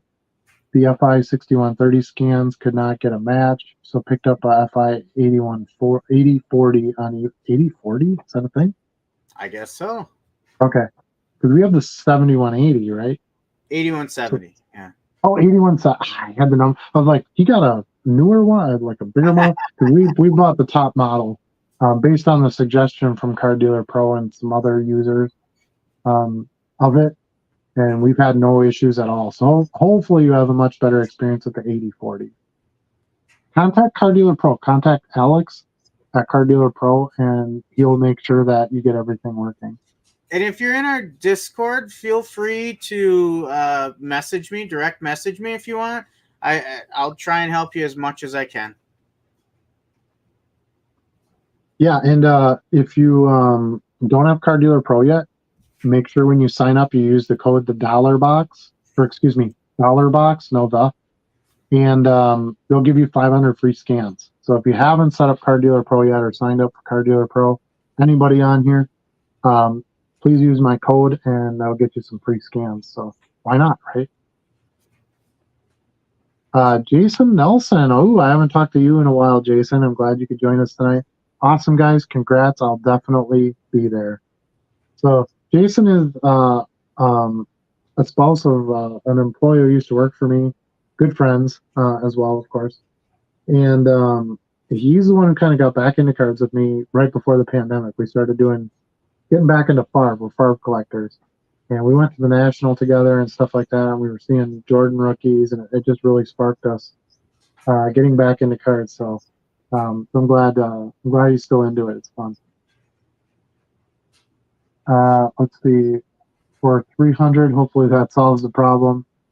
I guess you'll find out. I mean, the FI series of scanners are pretty good ones. I think that one's a little bit smaller scanner, so it might be a little slower and not be able to do as many cards.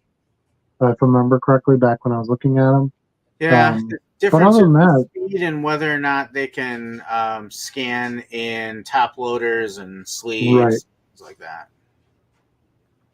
Right.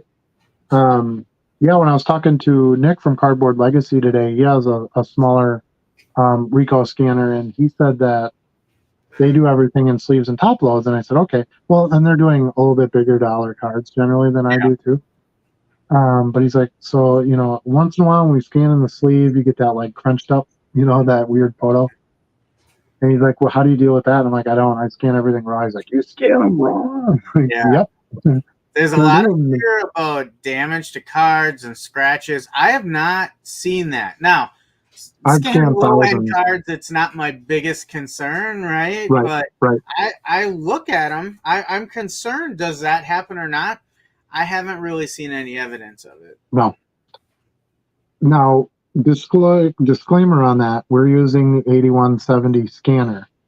So it's not to say that every scanner wouldn't damage your cards. That's something you need to maybe take a 1991 Fleer baseball common, because we know that's the worst set of all time, and run a few of those through the scanner first to see if it does anything to them, before you're putting your Nolan Ryan rookies in there and stuff like that. So, but yeah, I scan raw every time, put them right in a bag, never had a problem. So, but you have to sort your cards a bit too. You can't put shinies in there. You can't put thick cards in there. I don't do die cuts.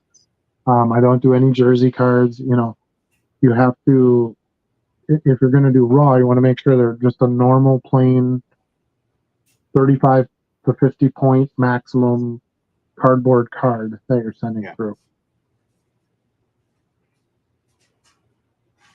The good old days of card shows. Yeah, I think we want to try to get past the good old days. I think there's a maturation to card shows. Did you like that? I just pulled out my mental thesaurus and I got that one. Maturation to card shows to bring them to a more modern level where it's a little bit more of an experience. That's something we think that we can bring and would be good for sure. By the way, the Discord link is on the bottom. Charlie added that. Thanks, Charlie. Mm-hmm. If you want to join our Discord and haven't, there's an invite code there for you to go directly to our server. Otherwise, you can look up the server. It's the $box. and join us there. We've got a great community, active, lots of fun. Okay, this is interesting because I'm kind of surprised it took this long to come up. Peter asks, have we ever covered if Stu is the GOAT or if he was just a GOAT? So I believe the correct answer is Stu is the GOAT of all goats. The GOAT of goats, yes. Yes. So we definitely have a GOAT thing going, and I think it's a lot of fun. I think it's fun so let's say you're talking to your other collector friends or your dealer friends, and they're like, and you said, hey, I went to this great show last week, and they say, which show did you go to? I went to the GOAT show. How awesome does that sound, right? Yeah. Right?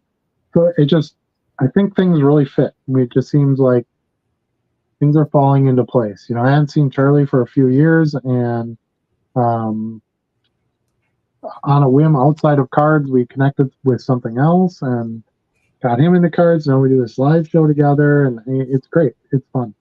So, yeah. And we're in this for the long haul. So hopefully you guys are with us. Bummer, I'm in New York. You don't have to be. You can be in Green Bay.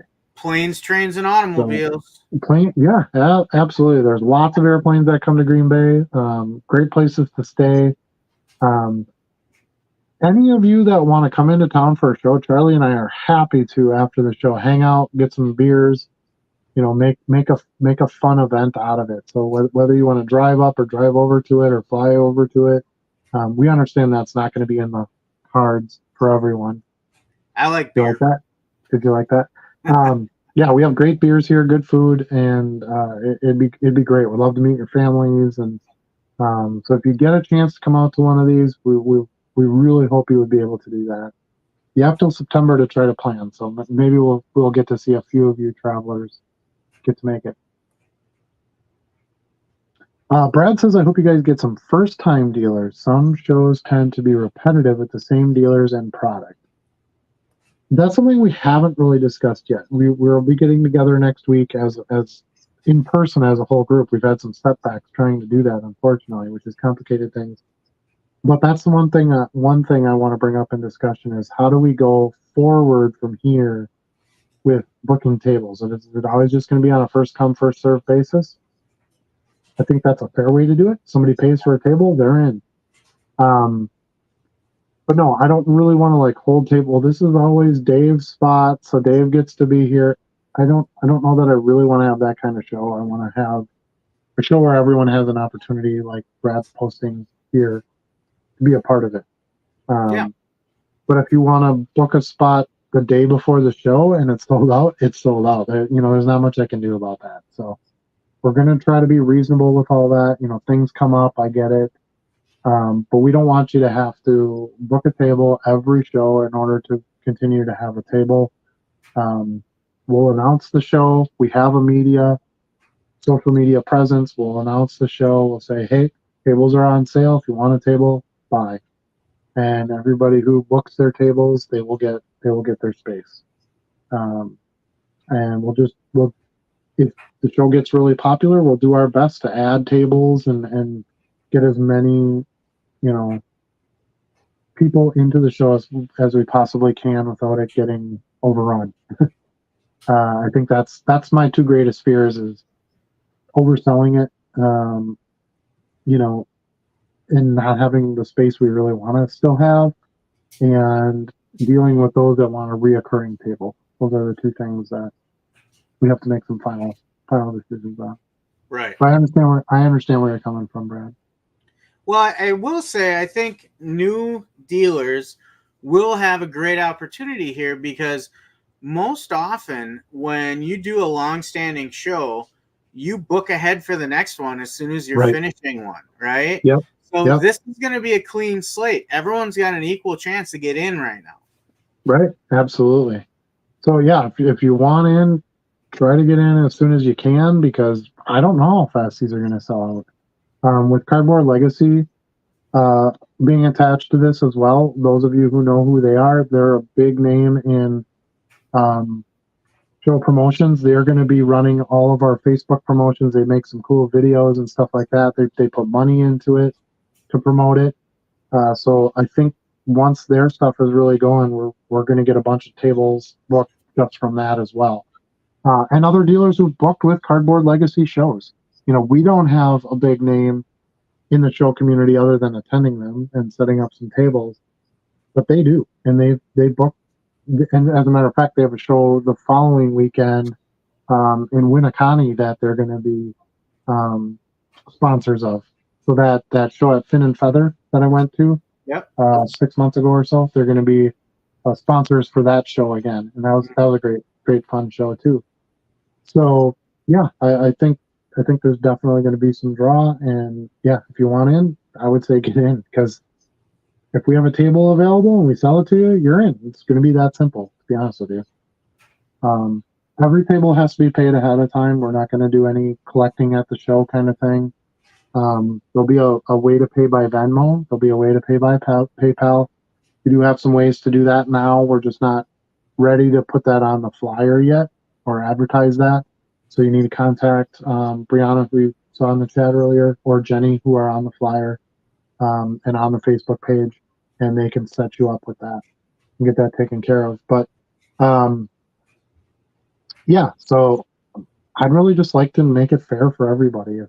Right. If we announce the show and you book a table, great. I don't know how fair way to do it. If somebody's ready to book and they've got their money to pay, we're going to let them book. Tim Couch. Was it Tim Couch? Tim Couch. I forgot about Tim Couch coming here. Tony Romo. See, I'm not the only one. Yeah, it wasn't Tony Romo. He's from like Brilliant or something, isn't he? No, it's west of like Racine. Oh, okay. Yeah. Dave Craig. Ooh, good guess. It is not Dave Craig. So final hint here. This player had a brother that also played in the NFL and was a UW Wisconsin Badger great, and his brother's position was linebacker. Doug Peterson. No. Oh. All those clues pointed directly to Doug Peterson, except none of them did. So our mystery position was the person we're looking for played quarterback, and his brother played linebacker. Okay, got it. Think you got it figured out? I think so, but I'm not gonna say I want to give the viewers a chance. All And right. I think you did tell me this earlier, so Okay. so I kind of cheated because I had a couple names in my head. So All right. yeah, we'll let somebody else take the cake on it. We should probably have a prize. I feel bad now. We didn't really sort this out well. Turning late after the Cubs and Rays game, Cody Bellinger 3-run home run was too much to overcome. Oh, those Cubs, just when you think they're down. Those Rays still having trouble filling the park, Peter? I would imagine. Yeah. They consistently have competitive teams, though. Just can't get the people out consistently. Mm-hmm. Brian says, I've used vacation mode and my sales have been fire. I don't know anybody who uses vacation mode more than Brian. So he probably, he's like, can I turn on vacation mode? Can I turn it? Yeah, so there you go. So it doesn't necessarily mean that being on vacation means no sales. I do think, because people can see that when they go to your stores, there's potentially customers who will be like, well, I'm not going to do this if he's on vacation. I don't want him to screw up the order. I don't want to wait another week for it. Yeah. We don't really sell stuff that's like, got to have it now for a lot of low-end stuff. But I could see that happening if you're selling like, I don't know, who's hot right now? Somebody, Bobby Witt Jr., right? And you're like, I need those cards now because this is the time when I can resell, Right. It really, I guess it depends on what you're selling as well. A $20 sales buyer offered $1. Yeah. So don't do that. MD Sports Card says 86. I don't know. 86 what? I don't know. I'm puzzled on that one. Yeah, I don't remember what that means. We'll do. Haha, got some time to maybe plan a trip. Yes, you do, Dan. Let's do it. Let's do it. That's the spirit. Yeah, you can do it. I know you can. Just got in. Very cool, guys, and good luck. Thanks so much. Appreciate you. We're looking forward to it. I think it'll be fun. I think doing some live from a show that we host could be a good time. I'd love to get on the floor, do some interviews, have it broadcast live, cast on the TVs and stuff. We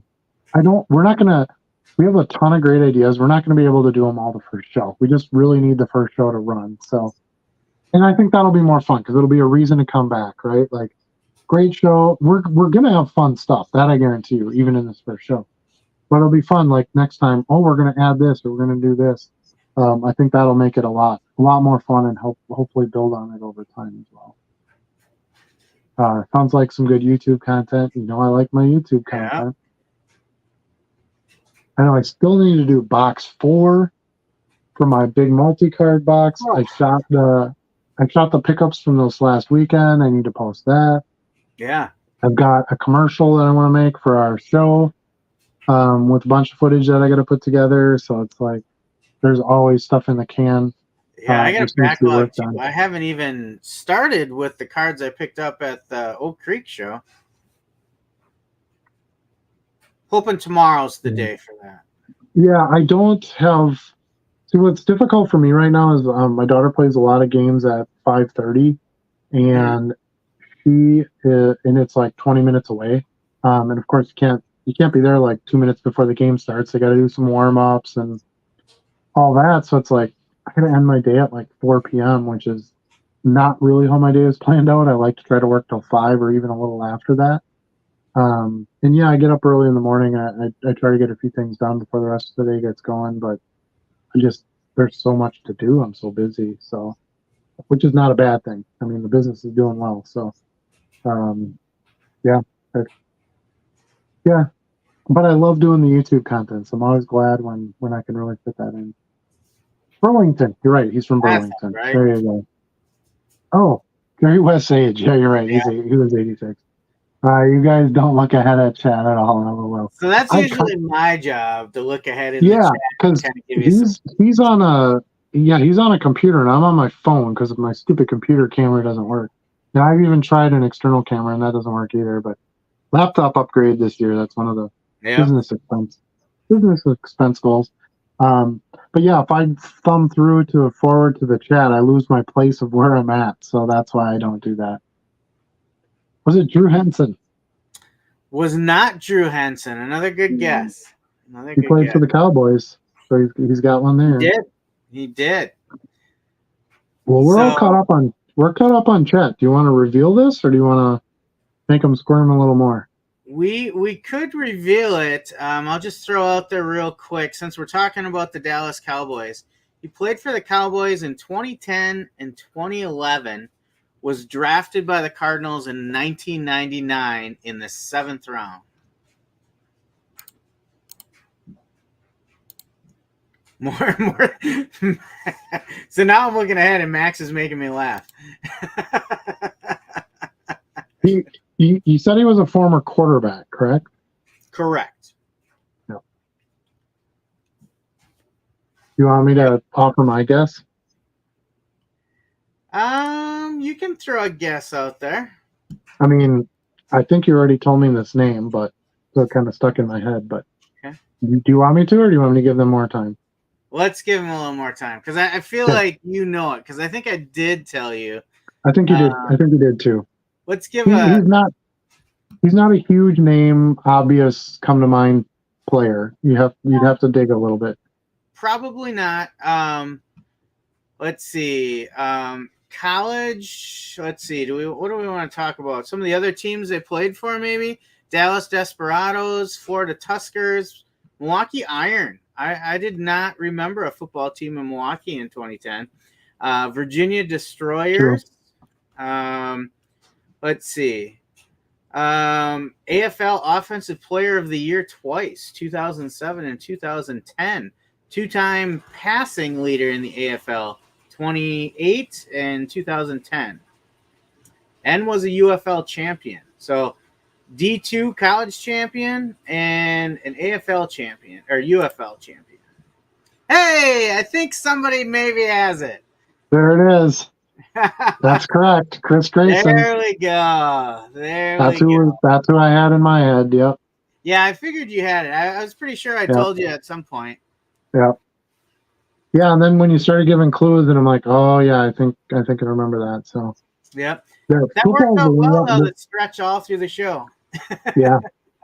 This was kind of a fun little different show we had. Like we had a big announcement, we had some tech stuff we went through, we talked about sales, then we had this like trivia thing that lasted through the whole show. It was like it was fun. I'm glad you guys were on here to participate in it. Because the show was much more fun when you're not just looking at Chuck and I, you know. I feel like Max must have joined us late though, because Bo does a Friday game where it's a name that player game, and Max is up.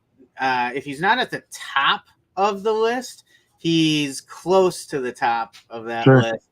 So I think Max would have got it a little earlier if he was with us the whole time. Eventually, right? Yeah. Space revealed how he figured it out. He Googled Arizona draft 1999. Yep. Yeah, that clue was kind of, that's an easy Googler. So yeah, that's okay. Never heard of the guy. Yeah, his accomplishments aren't many in the professional circuit, so it's more of in the NFL he was predominantly a backup, but in all the other leagues and in college he put up some pretty impressive numbers. Yeah. What I found was what was kind of interesting is he's also a math teacher. Yes. So that's kind of fun. He's actually going to be, teaching at school, and it's neat because it's real easy to be excited about Patrick Mahomes and these guys that have these careers. What about guys like this, right? What do they do? Like, he teaches math at a high school. I think it's kind of awesome. And now he's coaching football. Yeah, that's great. Mm-hmm. Charlie's not only the tech guy and the professor, now he's also the trivia guy. Well, there you go. So if add Esquire to my name.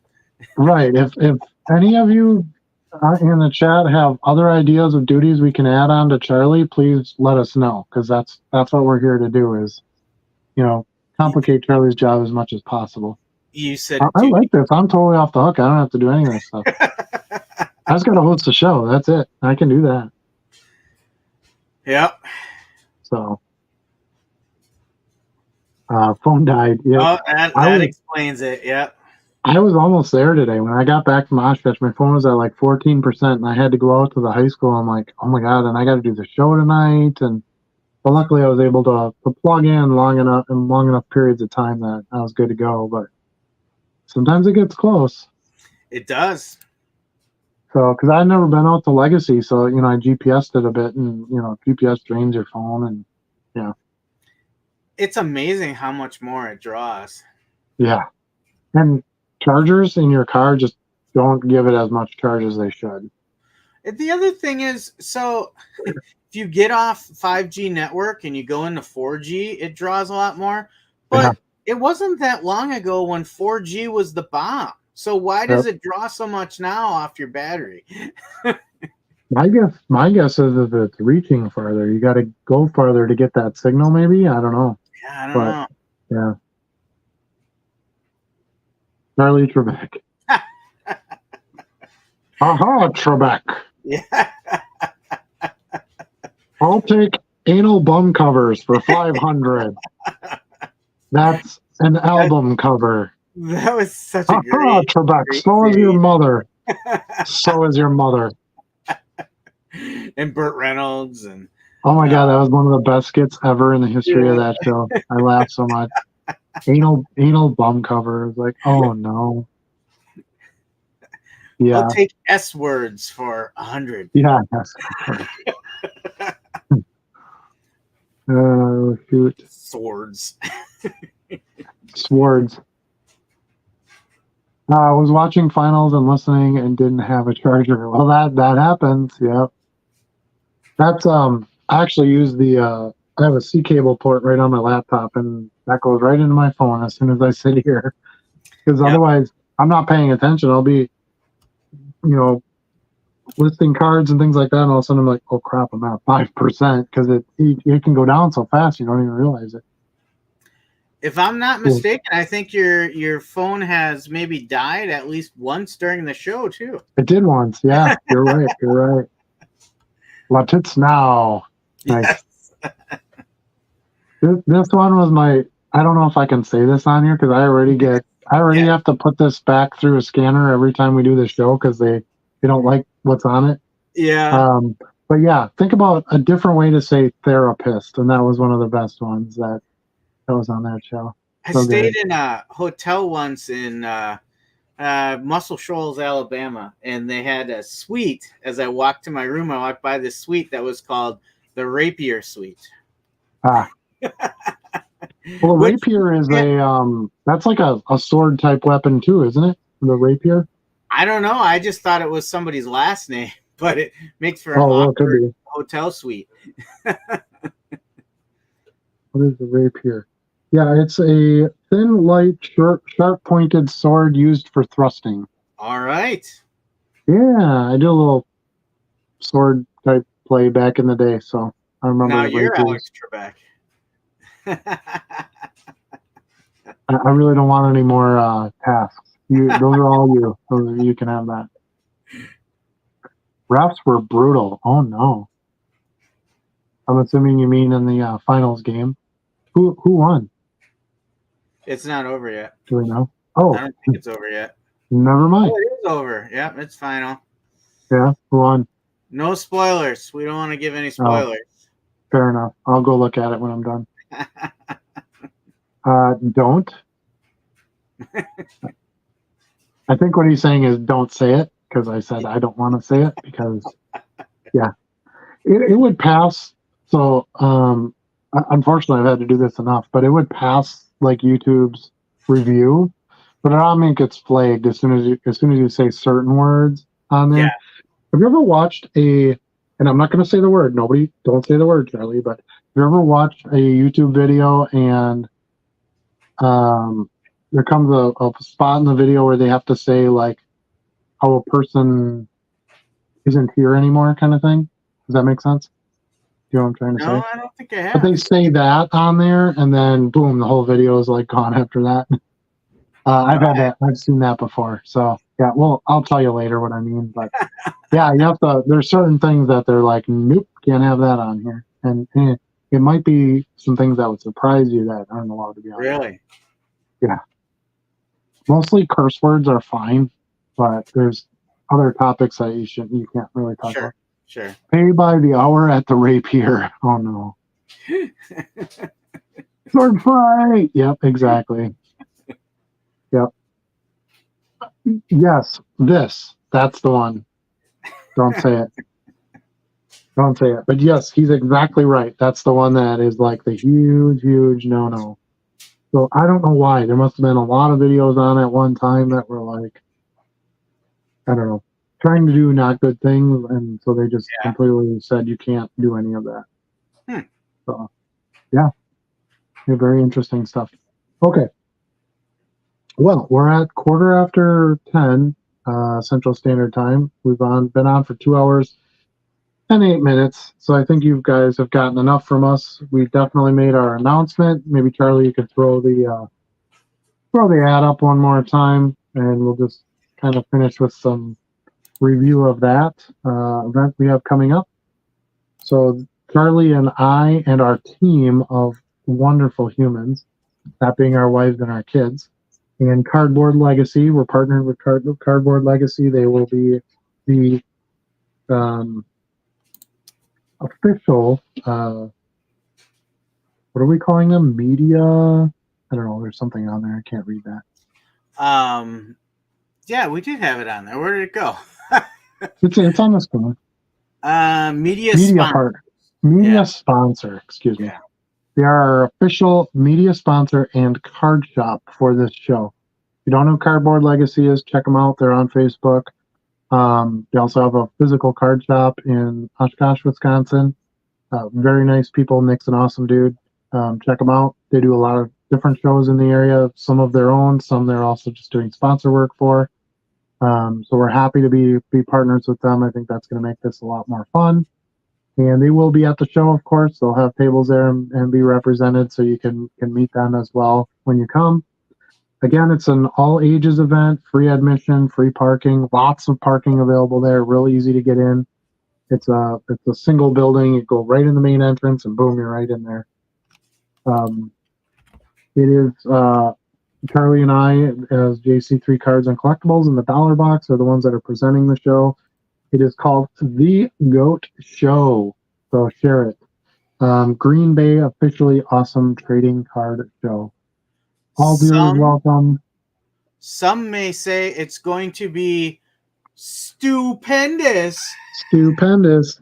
It is Stu approved. You can see on there, Stu had approved this. He got his little shadow there with his Stu approved quote. Yeah, it's going to be Sunday, September 8th from 9 to 2 p.m. Dealers get in at 8 through a separate entrance in the back, so plenty of room for you to come set up and get ready for the show. Tables are $50 each, $40 for any additional tables after the first one, so you get a little deal there if you're a multiple table dealer. It's at the historic Riverside Ballroom. The address is 1560 Main Street, Green Bay, Wisconsin, 54302.